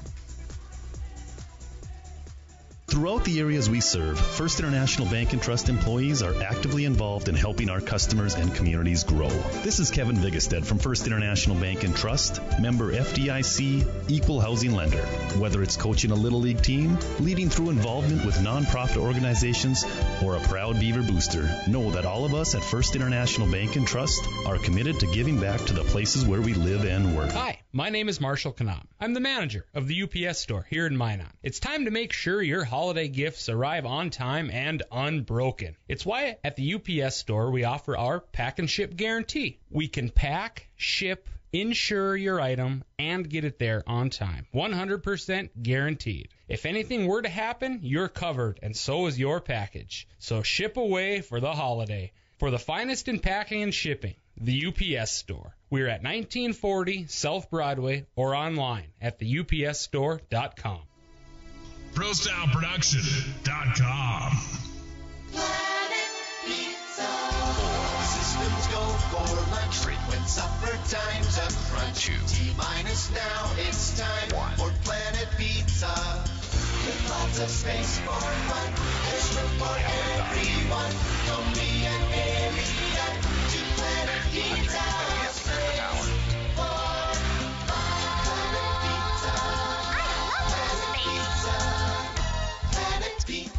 Hello, I'm Steve Funningsland, consumer lender at First Western Bank and Trust and sports enthusiast. Employees at First Western know the importance of teamwork in their day-to-day banking duties to best serve the community. I know the Minot and surrounding area high school and college athletic teams know the importance of teamwork as well. We want to wish all local teams good luck in their athletic endeavors this year. Stay safe on the courts, on the fields, on the rinks, and in the gyms. We look forward to watching you succeed. With familiar faces you know, who know you by name, First Western Bank and Trust, you can bank on us, member FDIC, equal housing lender. This presentation on the Pro Style Production Broadcast Network is brought to you by IMM, Minot's finest collision center, Premier Chiropractic, Ralph's Plumbing and Heating, Qdoba Mexican Grill, Shields, Buffalo Wild Wings, Vibeto Orthodontics, Duffy's Hockey and Sports, Bremer Bank, the Minot Hockey Boosters, the UPS Store, Planet Pizza, United Agronomy, Homesteaders, First Western Bank and Trust, Granite Springs, and First International Bank. It's time for the First International Bank and Trust Intermission Report. First International has you covered. Let's go back to the press box for the stats, analysis, and everything else Magi hockey. 2 goals for Caleb Petrie, his 15th and 16th of the year. Joey Heinert's got 1. Krug's got 1. Strand has 1. Mortensen has 1. The Demons have 6, and the Magi have 1 tonight from Plemmel. It's 6-1 at the end of 2 periods played. Shots are 19-14 in favor of the Demons, and they lead this hockey game 6-1 at the end of 2. First International Bank and Trust Intermission Report. Nick Hulberg now joined by a special guest tonight, Mr. Matt Morelli. And first of all, Matt, thanks for some time tonight. Good to see you up here in the booth at the Pepsi Rink. Good to see you guys, Nick.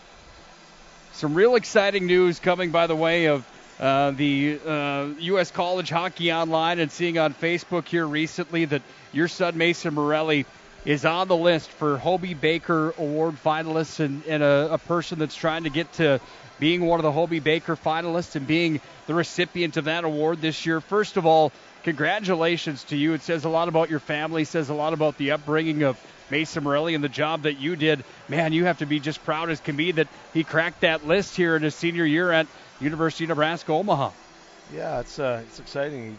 I didn't even really realize it until one of his teammates, the dad, texted me yesterday at work and said, "Hey, congratulations on his nomination." I had no idea what he was talking about, so I had to give him a buzz back, and he told me, and I was like, wow. I was kind of in shock, and I gave Mason a text and said, "Call me when you're done with practice." And I usually talk to him every day, and he called and I said, "Hey, congratulations." The same thing.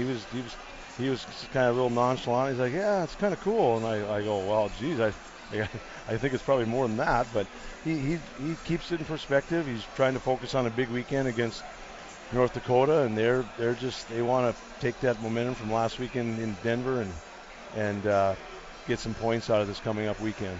You had the opportunity to follow in your dad's footsteps and play at the University of North Dakota. Reggie Morelli, of course, is a legend in North Dakota hockey and playing for the Sioux.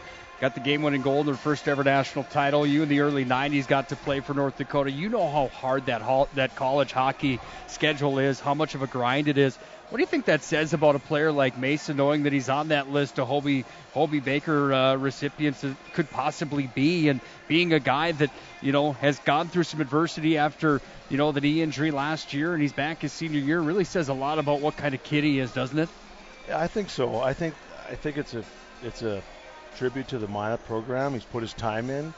Summertime, he knew what he had to do to get ready for this big last year at college hockey, and these guys, the training is so important now. Everything, the diet and training and preparation.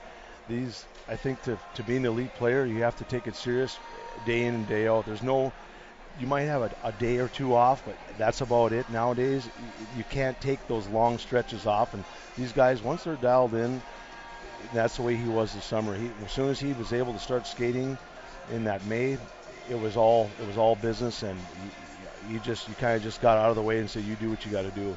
I had the opportunity to interview Mason right before the Christmas break down in Bismarck when he was back over the holidays, and he's just such a humble, kind kid, talking about his dominance in the NCHC and how well he's performing for Omaha. And, you wouldn't know it. He gives his line mates all the credit in the world, and he's just been that player ever since he was a little kid, walking around the rink. You wouldn't know that he was one of the best. As a sophomore for the Magicians in 2011, he scored 40 points. He had 22 goals and 18 assists. That came in 26 games.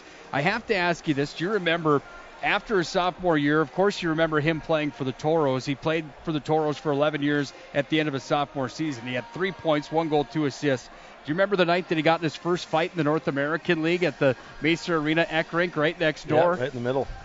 Yeah, my wife was a little nervous because he still had his braces on. So she was like, just don't get hurt any more than it's going to be. But it's a credit to Marty too. Marty Murray, he gave him a legitimate shot and said it right when the day of the state tournament ended for Minot High. He called and said, "Can we get him in the lineup tonight?" And I'm like, "Oh gosh." I said, "Yeah, you think he's on the bus?"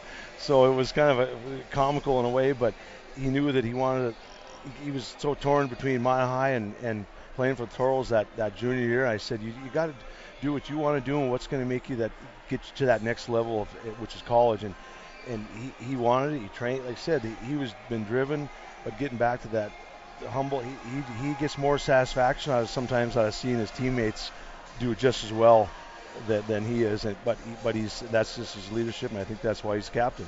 It's unbelievable. His junior year of high school, like you mentioned, he did play for the Toros. He elected to play for the junior A team instead of the high school team, and he's a player. There's a lot of conversation about that, on whether a guy should leave and go to the next level when they still have high school eligibility. Well, a kid like your son, Mason Morelli, certainly proved that he made the right choice. In 54 games in the North American League that year, he scored 12 times.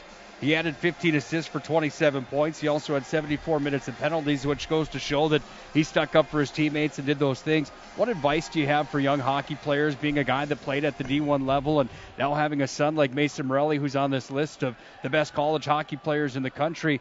How do you make that decision of when is it right to leave for the next level and when is it not right? I mean, how much went into that conversation? I know there's a lot of heat that comes with that, certainly when you've got a marquee player like Mason Morelli that you're at the dinner table, breakfast, lunch, and night with every single day. Well, it was tough, that junior year, coming back to when he was getting close to making the decision. He felt so bad because he had to give Chad Burkhardt a call, the coach, and I said he'll understand. You're not going to be the last guy that does it, but you have to go by development, and that is playing games. These junior guys play so many games to prepare them for that next level of getting to the college level, and the training. If they're not putting in the extra time and the work, somebody else is. And I think that it's different for every player, but if you have an opportunity to go to another level with those games and the coaching, you have to do it. I don't know if it's right being a 9th, 10th grader and taking off. Some kids just aren't ready for that. But we were lucky with the Toros in town that when he was a junior, he could live at home and play. But I'm not gonna lie to you, the senior year was tough to have him go to Fargo. That wasn't such a great feeling when he knew he's only a senior in high school and he's going to be leaving. But that was his path. He wanted to do it. He had his mind made up that's going to be the level I need to get to be a good player at the college level. Well, and he certainly did well in the USHL as well, the United States Hockey League, in a couple seasons with the Fargo Force. He ended up with 38 points in those 2 seasons, ended up at Nebraska Omaha, and now he's, like I said, lighting it up. He's got a couple line mates there that are certainly helping the cause. He's the captain of the hockey team, and he's on the list of all things to possibly be the 2019 Hobey Baker finalist. It's just mind-blowing to be the next Hobey Baker recipient. I mean, it's just mind-blowing when you think about that, of how prestigious that award is. I mean, really, when you stop for a moment and realize what that means to be the top college hockey player in the country, to have that award, the amount of good players that go through college hockey programs that aren't even considered for an award like that. I mean, that's really something that you and your family, and certainly Mason, are going to hang your hats on for a real long time, no matter what the outcome is of that, right? For sure. Yeah, he's doing all the right things, the training, and he's put in a lot of time, a lot of hard work. There were some tough days when he was hurt there last year, but you just have to just kept saying to him, hey, every day is just going to get better and better. And then when you start getting back on the ice, no matter how much time you put in, eventually you're going to get rewarded for it. And he's a team player. He's always been a team guy first. The leadership, now it's really kind of starting to show, being the captain. I think he loves that, but he's also one of those guys that he loves even more when his teammates are getting the spotlight. He's never been about him. Like I said, tell him about the Hobey Baker nomination. He didn't even really think it was that big a deal. I just said it is a big deal, and you should be proud of all that work you put in. And that's such a high level. If you can be consistent, he's learning that consistency at the college level is that's the most important thing. Fantastic watching his career progress here, and congratulations to you guys on that. It says a lot about the Morelli name, says a lot about you guys, and it's exciting knowing that there's another one coming through the program. You got a nephew playing here tonight, and then Mason's got a little brother that's not a bad hockey player coming up too here in a bit, huh? Yeah, got a few more years to go here at the rink, so I'll keep seeing Stonewall here around the legend, and it's fun. It's fun to be at the rink. It's fun to see these kids grow at all ages. But there's still some more Morelli guys coming up the chain, and it's fun. It's just to come to these games. I think that the hockey's gotten so much better than the old days. But now I'm getting back to the Hobie. Now people just got to go and vote. Yeah, you just got to get on the site and vote. We'll make sure to give them the link right when we're done here of getting out there and spreading that word. You know, you can vote for Mason Morelli on Facebook on the Hobie Baker Facebook page. Pro Style Productions Facebook page has that linked if you need some help finding it. Head on out. You can vote every single day, I do believe. I voted 2 days in a row now for it and shared it on Facebook. Excited for the future, and we appreciate your time here tonight, Mr. Morelli, and always good seeing you. Always great having you up here, and we wish you the best of luck with that news in the future. Congratulations again. I mean, it's just it's unbelievable what an honor that is, the Hobie Baker Award, and your name is on it right now as one of the guys that is deserving to be in the conversation. It's just fantastic. Appreciate the time, Nick, Larry. Thanks. That's Matt Morelli, former Minot High magician, former University of North Dakota Fighting Sioux.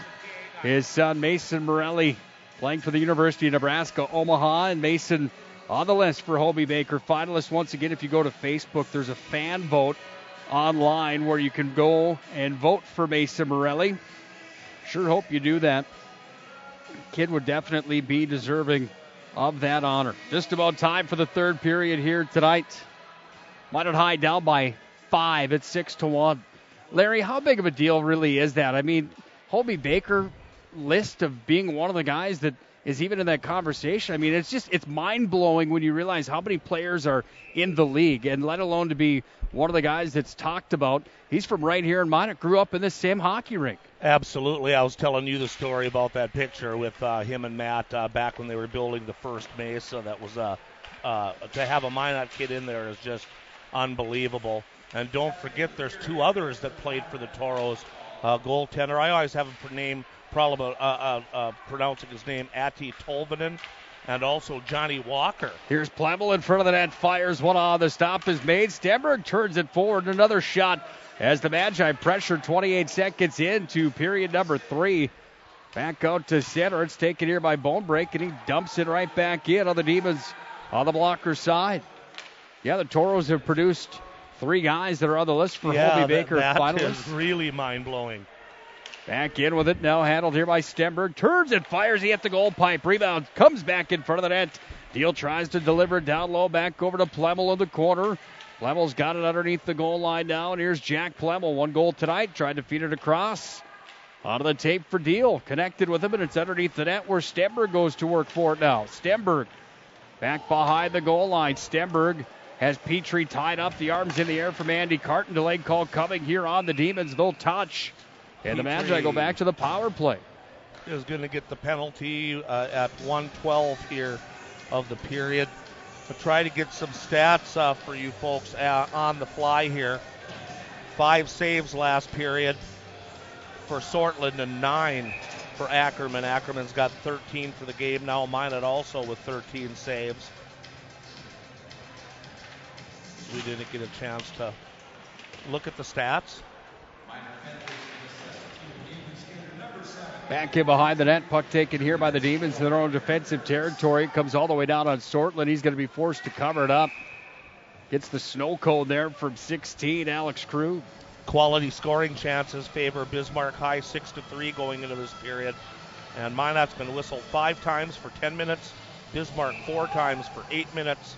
And we all know the 6 goals already scored. It is 6-1 for Bismarck. Here's a drive from the line. That one off of Sortland's blocker and away to the far side, bottom of the circle. Shots are 20-16 to the contest. Bismarck High has a 4-shot advantage, but they've got a 5-goal lead. If you're Minot, what do you try to take away here, Larry, in this remaining 15 minutes of this third period? You just have to put it together, hopefully get a couple goals, make it feel like you worked and got something done there in the third period. If anything, to send a little bit of a message at least as we get towards the end of the season. Feld handles top of the circle, offensive zone, a minute 5 of the power play. Worked it back to the point. Here's Riley Opperud. Opperud delivers back over to Peyton Fillion. Fillion handles here. He threw it across the zone, and it went out into the neutral ice area as Opperud's back to pick it up. Hopfrud lost an edge, but he still got it to Fillion, and Fillion's in. Fillion takes it down, turns it towards the net, save rebound, loose in front, no one home for the Magi. And the puck comes back out to center where it's Bonebrink that hammers it right back in with 40 seconds on the power play. That one launched all the way from the center slot in the Bismarck D zone right into the glove of Trey Sortland. You got to be careful on those ones. That was a UFO from 180 feet away. Yeah, reminds me of the one back in 1974 playing Bantams in the old barn in Devil's Lake. I got scored on from the other goal line with 4 seconds left in the period. More on that later. Here's Bonebrink back in behind the net. Great seeing Matt Morelli, isn't it? In my defense, that rink is only 175 feet long instead of 200 feet. So it was a close, long shot. Yes. 3 minutes into the third, 15 seconds remains on the power play. I had less time to react. In with an offensive zone for the Magi. Plemmel has it again here. Plemmel's been one of the better players tonight for the Magi. He's got some steam to his game tonight. Demons push it out to center now, and it's going to be taken here by Braxton Neese. Huge hit there from Hillman. As the puck is going to be freed back in behind the net. D-zone for the Magi. Look out, deadly turnover as Plemmel just gave it right to Joey Heinert, who's right out of the box, and Heinert takes it underneath the goal line. Magi D-zone, glove side of Sortland, back up to Deeks.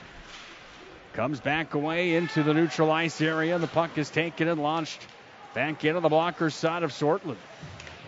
Plemmel on the retrieve, back behind the net. Heinert there as well, right at the Zamboni door. Blocker side of Trey Sortland. 3 minutes, 55 seconds into the third period. Minot High trails 6-1. Back in as Deke sends it in. The stop is made. I was saying it was great seeing Matt Morelli up here in the booth tonight. Not often you get a family of hockey players like that just keep carrying on the tradition year after year after year. Yeah, and his dad, Reggie, was just honored at that last Sioux game last weekend. They brought back the 1959 championship team. Of course, he scored the winning goal in that first national championship for the Sioux. So, yeah, that name has been pretty prominent for years here in Minot. Puck's back in behind the Bismarck high end. Comes away to 27. That's Luck, and it goes back up to the far side point where Drady holds it. Offensive zone for the Magi. Left side of the radio dial. Puck comes back up to Drady. He's going to walk across the blue. Slap shot. Didn't get anything on that. Fanned it.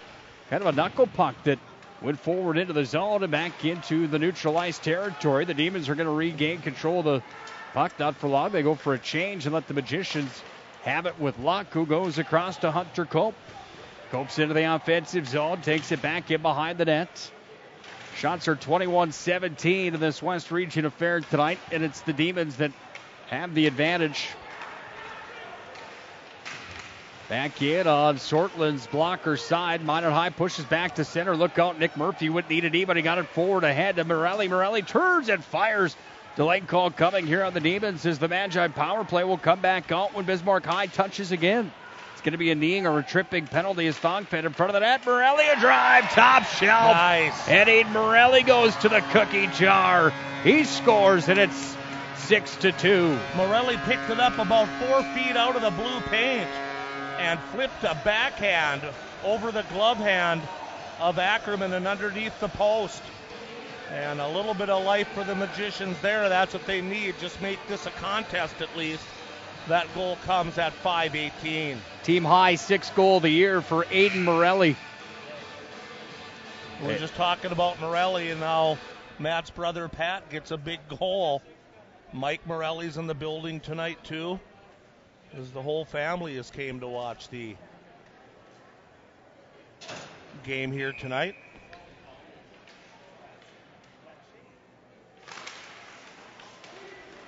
Three to nothing at the end of one period. 6-1 at the end of two, and it's 6-2 now. At 11:30 to play here in the third. So, of course, the penalty waved off on the goal. The delayed penalty that was going to go against Bismarck High. Thongfed hit by Furman at center ice. Puck comes back into Minot High defensive territory, and Thongfed is the first one there. Thongfed makes a move on the near side wall.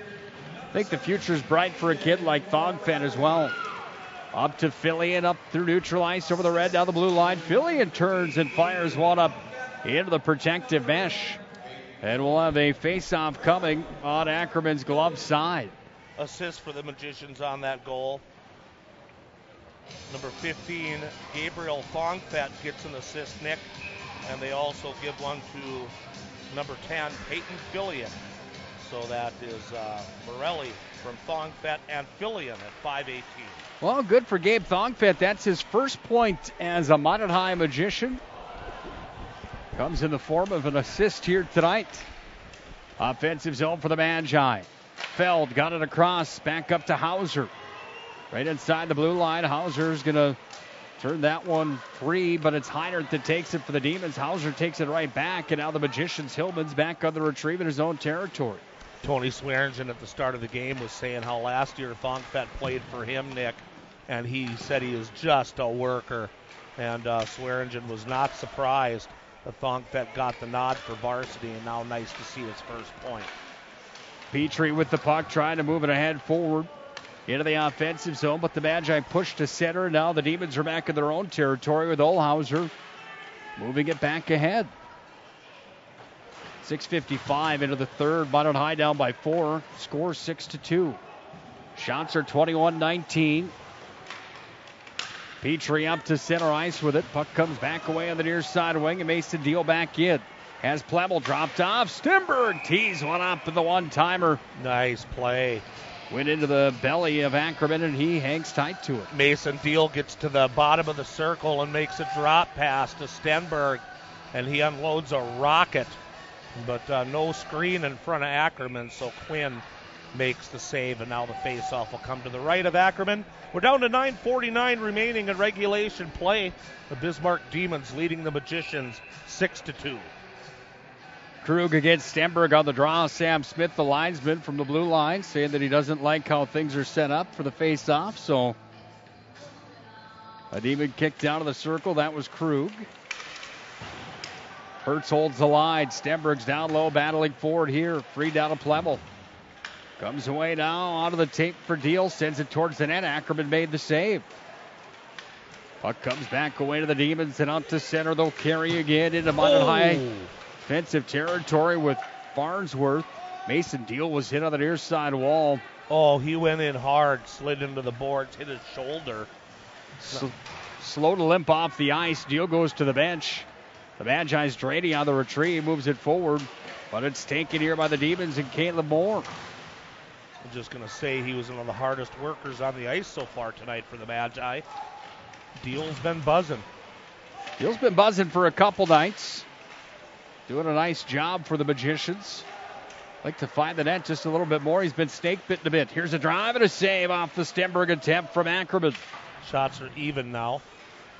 Back up to Drady at the line. Drop back down to the corner.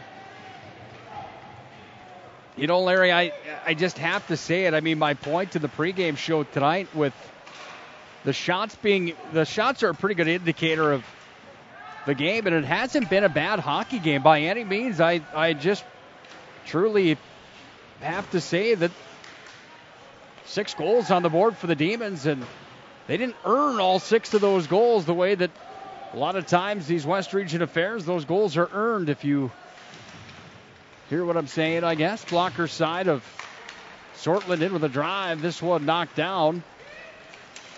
Well, to shoot it straight, I just think the Magi goaltending probably wasn't its best tonight. I would have to agree with you on that. Like you said, you just can't let soft ones in, and if you do, you're going to be in trouble. Take it here, moved ahead forward. It's sent all the way down on the blocker side of the goaltender Sortland, who came in relief after Nelson gave up 3 goals on 9 shots in the first period. And then Sortland giving up 3 on 8 in the second period. 3 on 8, and that first one he gave up was, it's just those soft ones that it's okay to get scored on. That's not what I'm saying. What I'm saying is you can't give up the ones that you should stop. The ones that, if I could stand in there and stop it, the routine stop, you got to have them. Morelli scores again, and the Magicians are back within 3. Morelli picks up a loose puck right in front of the blue paint again. He's the garbage man down around the net. Found the puck, hammers it in. And that goal comes at what time, Nick?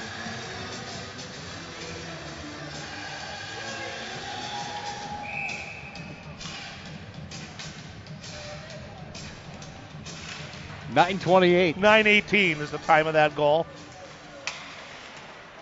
4 minutes exactly from Morelli's last goal, and he gets another one.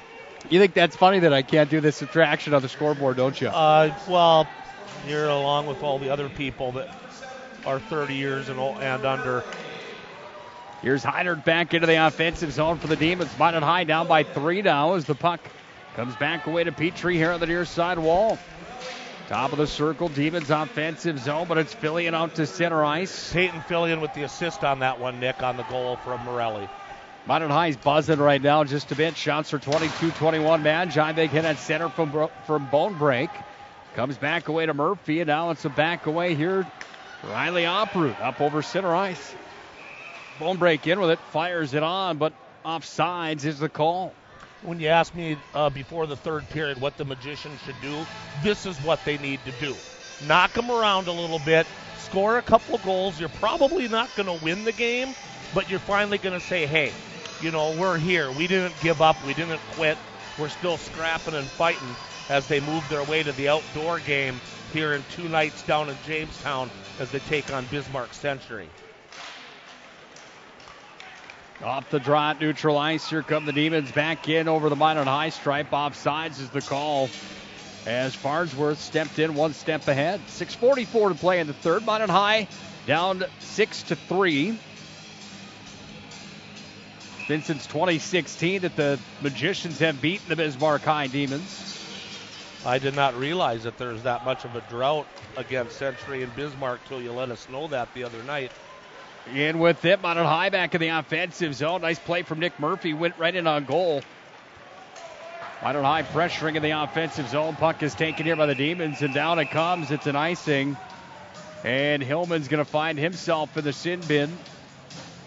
It was behind the play. He and Deeks got together. They're only going to take Hillman, though, I believe.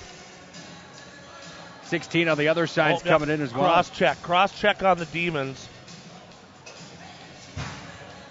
Is this the second time this game that the 16s have went in together? Yeah, Krugen and... I wonder if they're going to have lunch after the game. Hillman, not exactly best buddies, you would have to assume. 10:33 will be the time of those coincidental penalties. Yeah, they were going at it again. That was the second altercation tonight between those two skaters. Remember the glory days at the All Seasons Arena when there would be 1,500, 2,000 people at every Magicians home game? Here's a drive. Yes, I do. Went up and just wide, comes back down. The arena was 2/3 full all the time for high school hockey. Always drew close to 2,000 people. Stenberg in front. Off to Plemmel, tried to fire it towards the net. It's knocked down. The Dodge Boys. You remember the Dodge Boys? A little bit before my time. They were before your time. Down for an icing on the Magicians. The Dodge Boys were a group of Minot High fans that wore yellow shirts printed Dodge Boys. They all had hard hats with lights on them, and they had a list of 15 cheers, and they'd call out a number, and they'd come up with a cheer, and believe me, not all of them were R-rated or GP, PG rated. And every time Minot would score, they'd flip on the lights on their helmets, and they'd run all the way around the building. And sometimes they wouldn't even have time to sit down before they had to run around again. The Dodge Boys really got the crowd going back in the day. Glove side of Sortland underneath the goal line. Defensive zone for the Magi. Puck taken here by the Magicians. They fire it up to center ice. They tried to fire to center ice. It was held in, and Korsmo's got it back in the offensive zone. Korsmo centering feed. Here's a drive coming. Big hit there, and the puck is loose in front of Sortland. He's without his goal stick. Comes back away behind the net. Nice play there from Tice. He's without a stick as he gave his to the goaltender, Sortland. Down to the corner, the puck comes now. Top of the circle, a drive up and over the head of Sortland off the tape of Steckler. Demons with possession. They take it back in behind the net of Sortland. We're down to 5:10 to play here in the third period. It's 6-3. Minot High trails in this one. They clear the zone now as Fillion on the near side wall make that Hunter Cope scrumming forward on the near side boards. As Heinert takes it away, and Heinert worked it back into Minot High territory. Then a miscue there. Tice without the stick. They just can't get off the ice. They're gassed. Comes back in front, and now Sortland goes into the butterfly and makes the stop on Heinert. That will put a stop to the play with 4:48 to play here in the third, down by 3 are the Magi. And then he calmly hands the stick back to Theus. So here's your stick back. I don't need it anymore. I got the whistle. 4:48 remaining in the third period, 6-3 Demons. And Minot High actually leads the shots on goal now, 24-21. But that's not what wins or loses games. Petrie handles center slot. Heinert point blank range, and the stop is made from Trey Sortland. Sortland outside the blue paint, down on the pads, making that save, cutting down the angle. He'll get the face off to his left.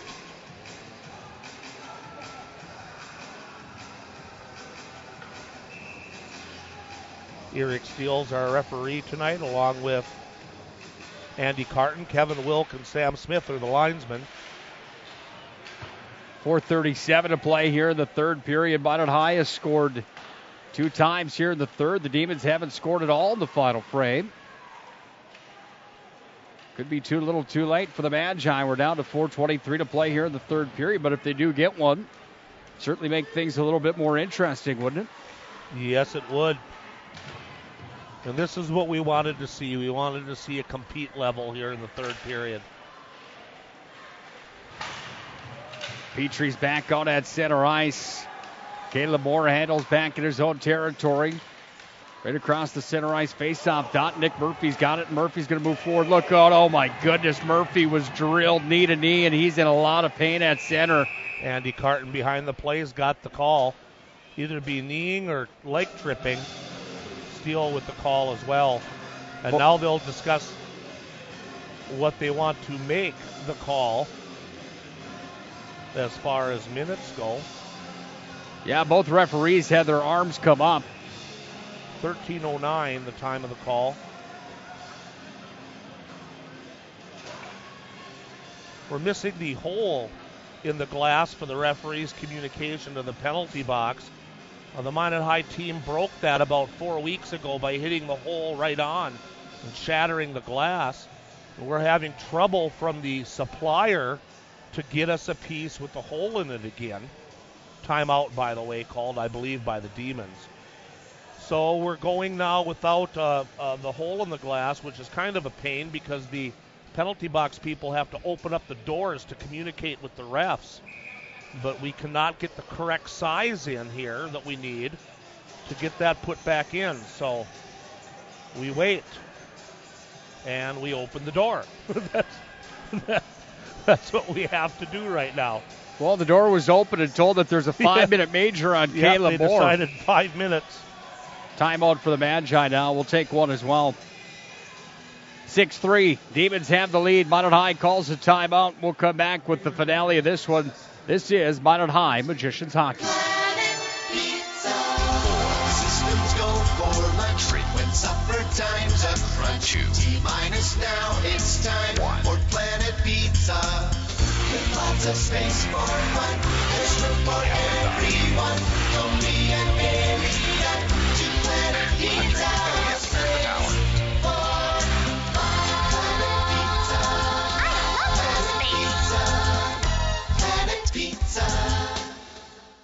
One likes reading history novels. The other likes dressing up like the cat from Kiss. They're the voices of Magi Hockey. Let's get back to the press box with Nick Hulberg and Larry McFall. Okay. My question is, you like to read history novels. How many history novels have you read? I've been reading like you wouldn't believe. I'm knocking out like a book a week. Really? Yep, Seriously? Seriously. I'm reading this book on Crazy Horse and Custer right now. About the parallel of how much similarities they had coming from where they did and all that sort of stuff. They are both egotistical. It was crazy. They were both cocky. Well, it's an 800-page book. I'm only on page like 500. Really? Haven't quite got to the Battle of the Little Bighorn yet, but we're getting there. I'll just keep on painting up like Eric Singer because that's a lot easier.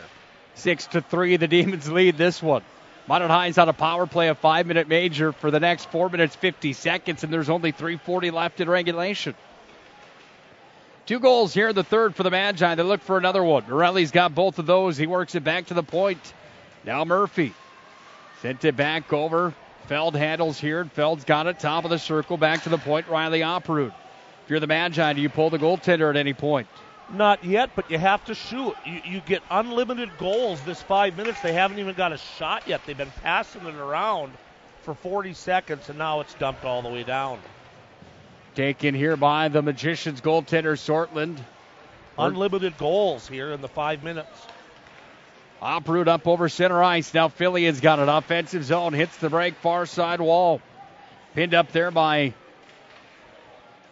16. That's Krug back at the point. It's Opperud. Drops it back down.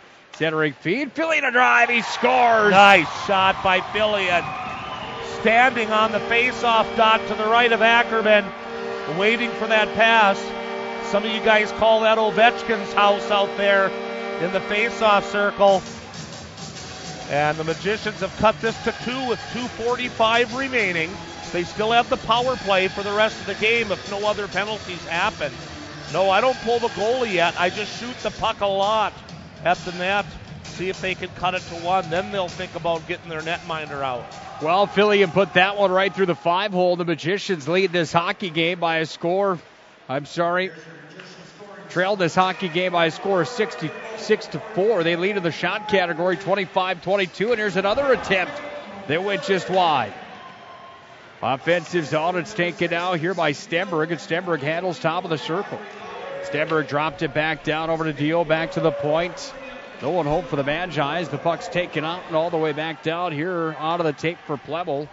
Weldon Opperud, Nick, with the assists on that goal. Thank you, Larry. Comes back in, down to Deal, sends it in front of the net. Ackerman's blocker side, back away it comes, down to Stenberg. He drops it back down. 2 minutes to play in the third. Minot High down by a pair. They've scored 3 times in the third period. The Demons haven't scored at all. Puck comes back in behind the net of Ackerman. Trying to hold his own is Murphy. Out to center ice, shorthanded. Hyder trying to dish it to Petrie. Back is Ben Bonebrink. Petrie's going to take it back around the net. Minute 35 remaining here in regulation. Minot High down by a pair as Filion frees it to Morelli. And now to center ice. Here comes Nick Murphy. He's got Stenberg with him. Minot High pulls their goaltender. Opperud from the point to one-timer. That one off the shin pads of Heinert. Net is empty for the Magi. It's a 6-on-4 as Opperud handles that neutral. Trying to free it up now to Morelli. Now Filion's into the offensive zone. Hunter Cope's going to be the first one in on the forecheck. Cope to Filion, bottom of the circle. Here's Peyton Filion behind the net, back to the point. One-timer, Murphy, drive, save, loose in front of drive. Oh, to the back of the net, they scored! And the Magicians are on the board again. They're back within 1 with 1:01 to play here in the third. Who's the first out of the pile? 6 or 17, it looks to be. Did a hat trick for Aiden Morelli. Yeah, I believe that was Aiden Morelli. There's a big pile of bodies just to the right of Ackerman. Everybody was down on the ice, so was Ackerman. And all of a sudden, Morelli gets the stick on it, kind of shovels it underneath him. And with 1:01 remaining, or as I would say, 15:59, the Magicians now have cut this to 1. And they still have the power play. And they will leave. They'll put the goalie back in for now. Sortland back in. Additional penalty has been called. There's 2 minutes up on the board for Petrie. Minot High is going to have a 5-on-3 for the next minute 1. That's what remains here in regulation. When they get the goalie off, it'll be a 6-on-3 to try to tie this hockey game. Here we go, Nick.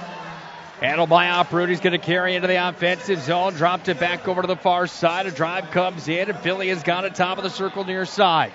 Filion dropped it down to the corner. Went to Casey Feld, and Feld has it behind the net. Delivers back over.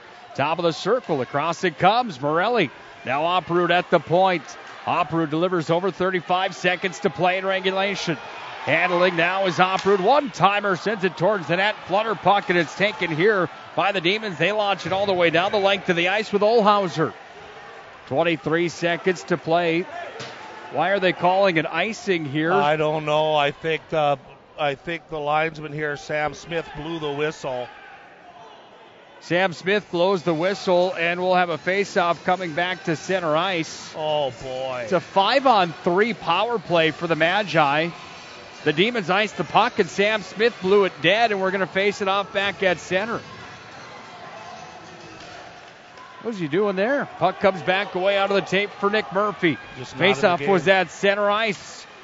Minot High has the puck, center slot, a drive. Oh, that one went just wide. 13 seconds to play in regulation. Back at the point. Oprud fanned on it. It's launched all the way down. The Demons score. Joey Heinert from one end of the ice to the other, and that's the nail in the coffin as the Demons are going to end up winning this contest tonight. But how about the fight in the Magi? My goodness. 16:54 will be the time of that open net goal. And Sortland will go back in for the last 6 seconds. Heinert's second goal of the hockey game, and the faceoff comes back to center. Planet Pizza pregame show started tonight. We had the question mark of could Minot High even hang with Bismarck High. They put it to them here in the third period. 7-5 is going to be the final as the horn sounds here tonight. Pro Style Production postgame show comes up next. A lot of resiliency tonight from the Magicians. Isn't that something? We'll have plenty to talk about in the postgame show that comes up in just a few moments. The Bismarck High Demons win 7-5 over the Magi from Minot High. We'll have the postgame show and tell you how they got there next.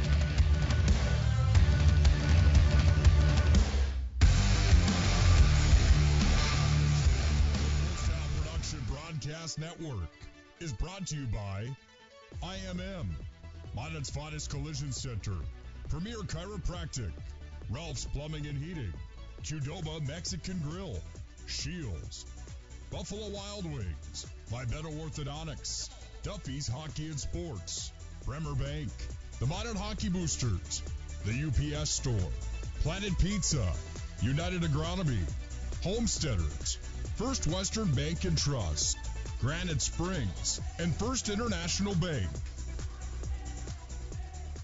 Throughout the areas we serve, First International Bank and Trust employees are actively involved in helping our customers and communities grow. This is Kevin Vigestead from First International Bank and Trust, member FDIC, equal housing lender.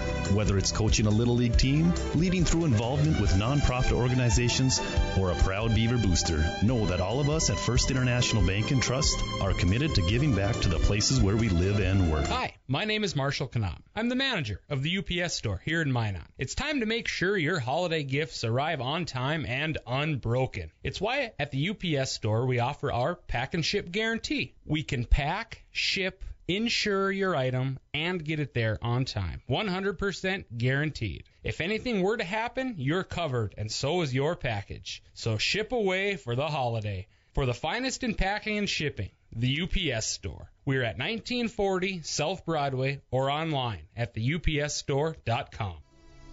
ProStyleProduction.com. Planet Pizza. Systems go for lunch. Frequent supper times a crunch. T-minus now, it's time for Planet Pizza. With lots of space for fun, there's room for everyone. From me and area to Planet Pizza.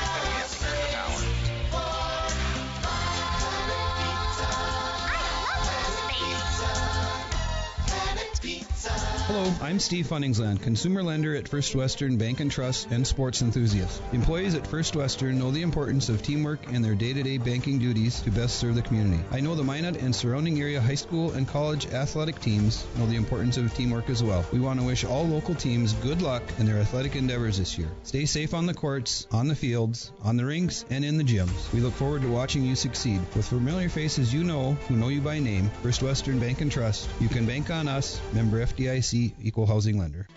This presentation on the Pro Style Production Broadcast Network is brought to you by IMM, Minot's finest collision center, Premier Chiropractic, Ralph's Plumbing and Heating, Qdoba Mexican Grill, Shields, Buffalo Wild Wings, Vivetto Orthodontics, Duffy's Hockey and Sports, Bremer Bank, the Minot Hockey Boosters, the UPS Store, Planet Pizza, United Agronomy, Homesteaders, First Western Bank and Trust, Granite Springs, and First International Bank.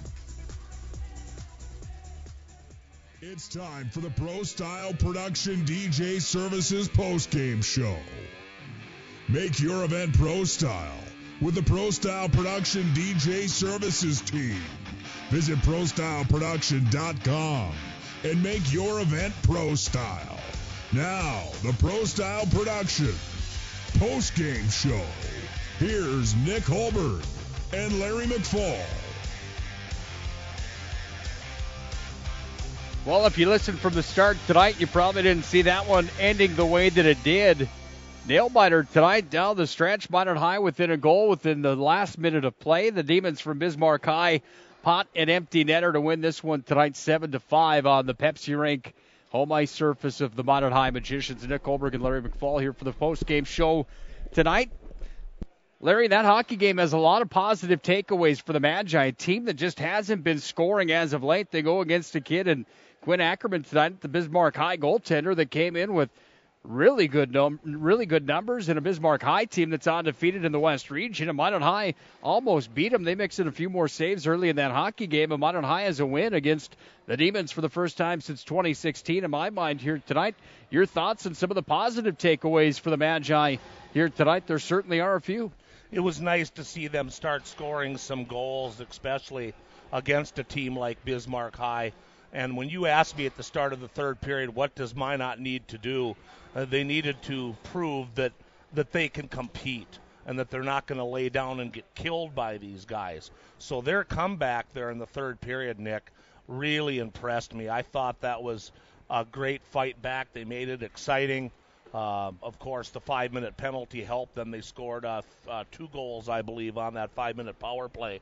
But so now you finally get some scoring, and you prove that you can maybe hang with the big dog a little bit. But, boy, the goaltending's got to get better. Sortland had trouble when he came in. Odie had trouble when he started. You just have to have, nowadays, you have to have a goalie that's going to stop pretty much everything unless it's a second or third rebound. If it's that first shot going in, of course, some of them were tips. I must admit some of them were deflected and tipped there in the first period. One of them was a real sweet tip that happened about 8 feet in front of the goaltender. But I think even against Century on Tuesday night, they played pretty well. And they only took 4 penalties.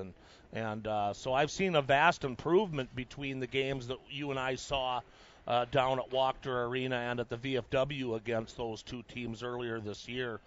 These games here were a lot closer. Now, was it because of home ice advantage? You know, I don't really buy that because these games don't get very loud. In hockey, home ice advantage is having a whole section heckling you and having the loud and the yelling and the screaming, and you feel like you're there all by yourself. Well, unfortunately, our crowds at high school games aren't big enough to rattle anybody, in my opinion, so I don't know how bad the home ice advantage is. But they definitely improved from what they were before. Absolutely. The resiliency at the end of the hockey game is what I was most impressed with, like you touched on. I mean, it would have been very easy for Minot High to lay down and die there in the third period, and that could have been an understatement. Bismarck High would have kept the foot on the gas pedal, but Minot High fought right back. They won that third period, and they won it in a big fashion, outshooting Bismarck High in the third, outscoring Bismarck High in the third. Definitely something to build off of after the start of the game that didn't go the way that they wanted it to go here tonight. We'll take a break and come back with the official recap of the hockey game. Minot High falls tonight to Bismarck High. Final score is 7-5. This is the Pro Style Production DJ Services postgame show. We're back with more in just a moment. This presentation on the Pro Style Production Broadcast Network is brought to you by IMM, Minot's finest collision center, Premier Chiropractic, Ralph's Plumbing and Heating, Qdoba Mexican Grill, Shields, Buffalo Wild Wings, Vivetto Orthodontics, Duffy's Hockey and Sports, Bremer Bank, the Minot Hockey Boosters, the UPS Store, Planet Pizza, United Agronomy, Homesteaders, First Western Bank and Trust, Granite Springs, and First International Bank. Throughout the areas we serve, First International Bank and Trust employees are actively involved in helping our customers and communities grow. This is Kevin Vigestad from First International Bank and Trust, member FDIC, equal housing lender. Whether it's coaching a Little League team, leading through involvement with nonprofit organizations, or a proud Beaver booster, know that all of us at First International Bank and Trust are committed to giving back to the places where we live and work. Hi, my name is Marshall Knop. I'm the manager of the UPS store here in Minot. It's time to make sure your holiday gifts arrive on time and unbroken. It's why at the UPS store we offer our pack and ship guarantee. We can pack, ship, insure your item, and get it there on time. 100% guaranteed. If anything were to happen, you're covered, and so is your package. So ship away for the holiday. For the finest in packing and shipping, the UPS store. We're at 1940 South Broadway or online at theupsstore.com. ProStyleProduction.com. Planet Pizza. Systems go for lunch. Frequent supper times up front. T-minus now, it's time for Planet Pizza. With lots of space for fun. There's room for everyone. Don't be an idiot to Planet Pizza. Space for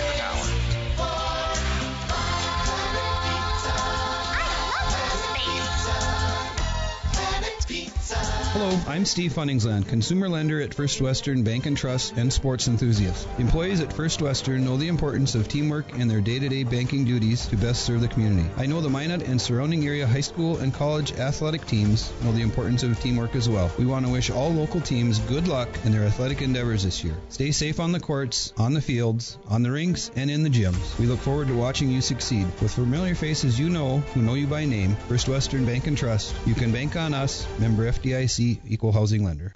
This presentation on the Pro Style Production Broadcast Network is brought to you by IMM, Minot's finest collision center, Premier Chiropractic, Ralph's Plumbing and Heating, Qdoba Mexican Grill, Shields, Buffalo Wild Wings, Vibeto Orthodontics, Duffy's Hockey and Sports, Bremer Bank, the Minot Hockey Boosters, the UPS Store, Planet Pizza, United Agronomy, Homesteaders, First Western Bank and Trust, Granite Springs, and First International Bank.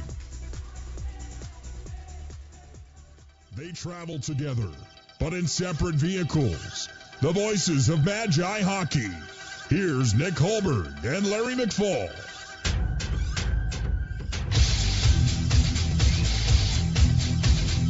Plenty to report tonight.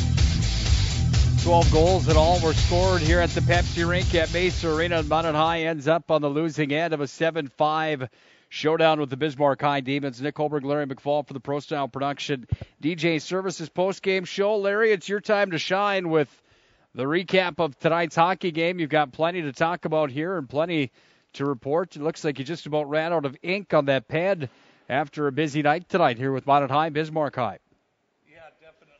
Definitely turned into a little bit of a score fest there in the third period, and we're still waiting for the official score sheet. We'll take a look at the goaltender saves. For the Magicians, Odie Nelson started the game and had 8 saves in the first period. Then he was relieved by Trey Sortland. Sortland had 5 saves in the second. They credited him with only 2 in the third for a game total of 15 saves for the Magicians. In the nets, Quinn Ackerman for Bismarck had 4 saves in the first, 9 in the second, and 8 in the third for a game total of 21. Bismarck getting 3 goals in the first, 3 in the second, and an empty netter in the third. Minot High with 1 goal in the second and 4 goals in the third period. Alex Krug started the scoring on an assist from Dayton Dice at 1:52 on the power play to make it 1-0.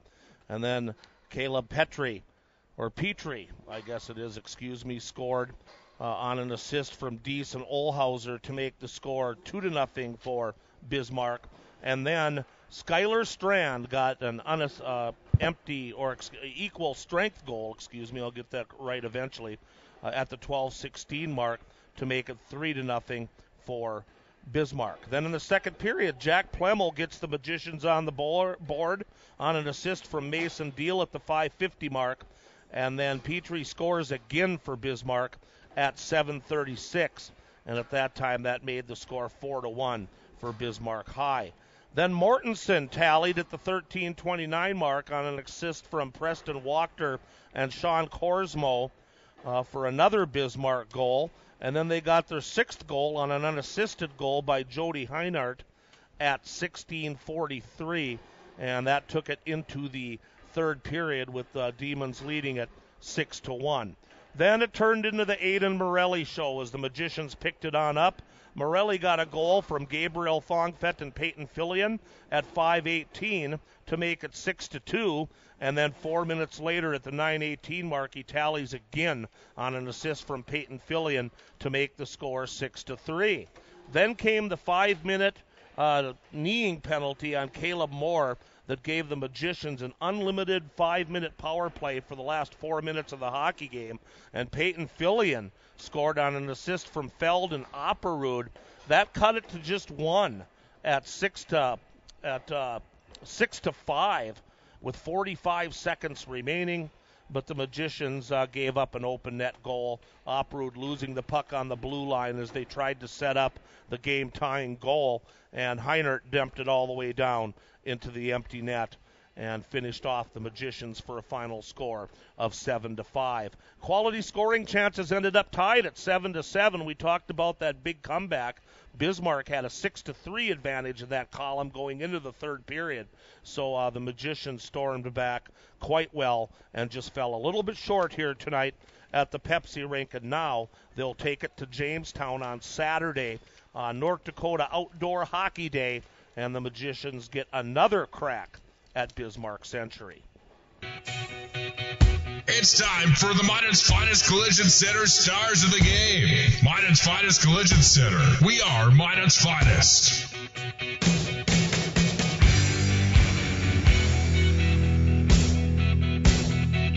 Well, a tough choice tonight for our 3 stars of the game. Definitely a handful of guys on the score sheet tonight and plenty of distribution. We like to give credit where credit's due tonight, but it is also the Minot High broadcast. You're going to hear a few of those Magi names tonight, but they definitely are deserving when you look down the sheet, Larry, of how many points were scored and who scored them tonight. My number 3 star of the game tonight, though, is going to go to Caleb Petrie, number 7 for the Bismarck High Demons. I thought Petrie was good tonight. He's a player that he plays with a little bit of an edge to him. I like more, too, for them also, but Petrie had 2 goals tonight. Caleb Petrie's going to be on the list as one of my stars of the game. Dayton Deeks from High definitely deserves an honorable mention. He's solid back on the blue line.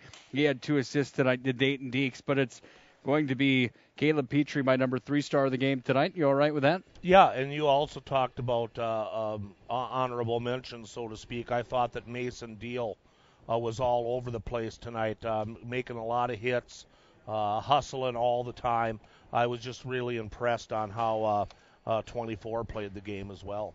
Well, a couple guys for the Magi that are going to be our 2 and number 1 start tonight. Put them however you want them because they had the equal amount of points tonight. Aiden Morelli with 2 goals and an assist here tonight.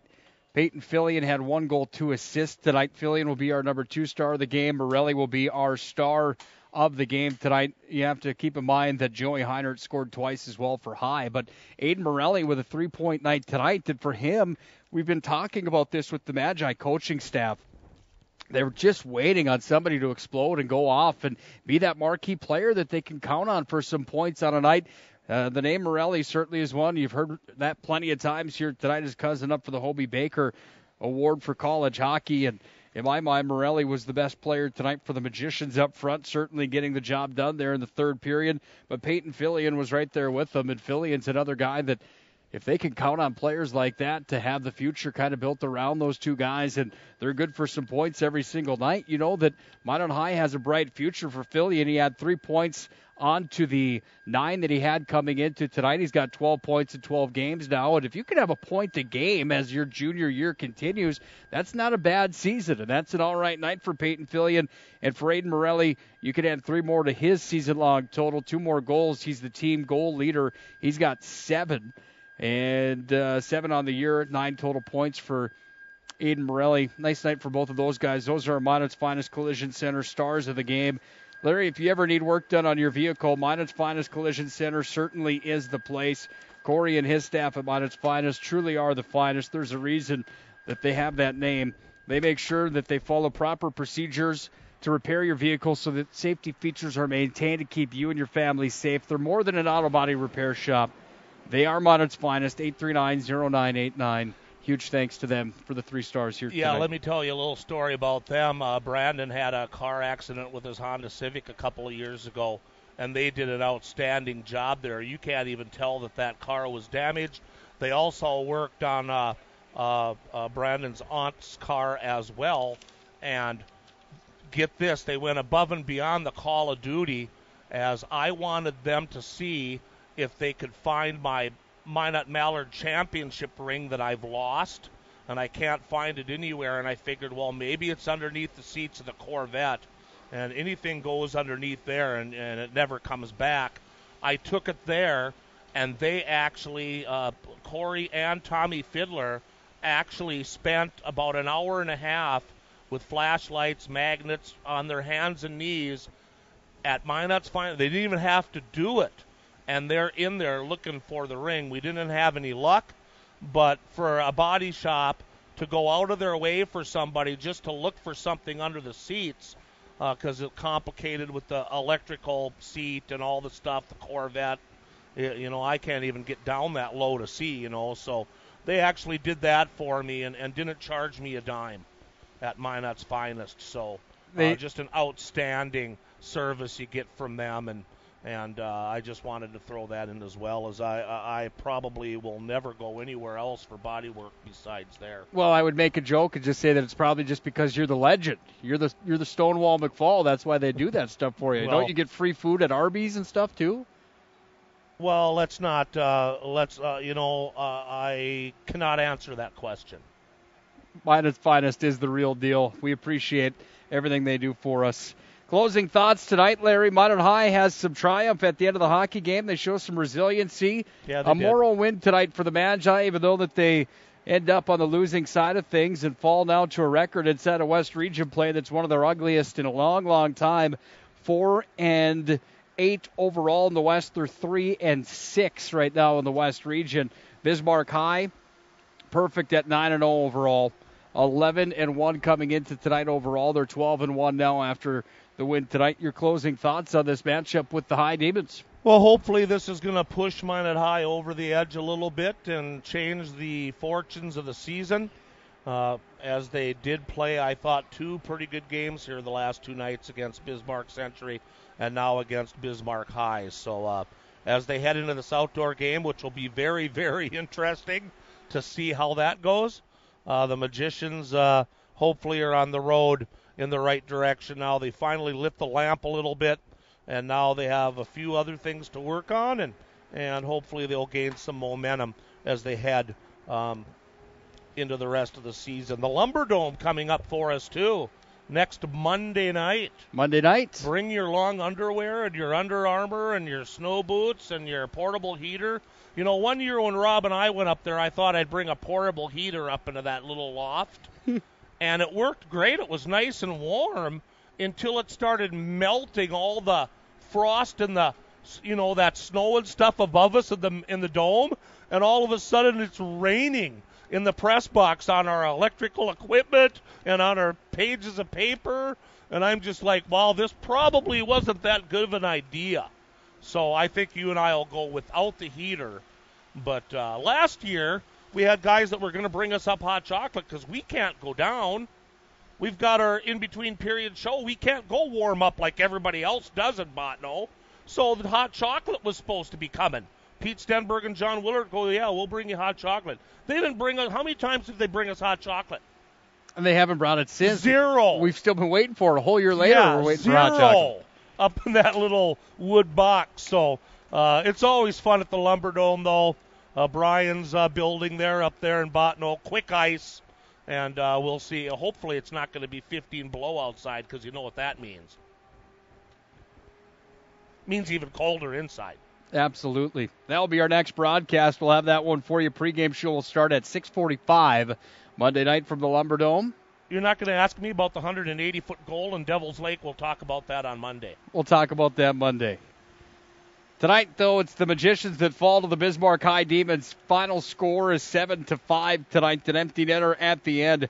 I'm sorry, the pregame show on Monday night will start at 7:05. It's a 7:30 start in Botno. So yeah, there's no junior varsity, so. It will be a 7:30 face-off and a 7:05 Planet Pizza pregame from the Lumberdome. Larry and I will have the call. Minot High is in action again on Saturday for the outdoor matchup with Century in Jamestown on Saturday afternoon. Larry, as always, thanks for your time tonight. We had a blast up here in the booth. Yes, we did. Thanks to Matt Morelli for stopping by. Thanks to Nick Grabko for stopping by. We'd also like to thank Jason Bennett for his time, as always, here tonight. Minot High showed some good stuff tonight. So did the Demons. The Demons were being unbeaten in Southwest Region play. They're 9-0. Minot High falls to 3-6, but they finally found a way to score some goals. 5 to be exact tonight against one of the hottest goaltenders in the West in Quinn Ackerman. That's a wrap tonight from the Pepsi Raycap Major Arena. For Mr. Larry McFall, I'm Nick Hulberg. Until Monday night at the Lumberdome, good night and God bless. On the Pro Style Production Broadcast Network is brought to you by IMM, Minot's finest collision center, Premier Chiropractic, Ralph's Plumbing and Heating, Qdoba Mexican Grill, Shields, Buffalo Wild Wings, Vibeto Orthodontics, Duffy's Hockey and Sports, Bremer Bank, the Minot Hockey Boosters, the UPS Store, Planet Pizza, United Agronomy, Homesteaders, First Western Bank and Trust, Granite Springs, and First International Bank.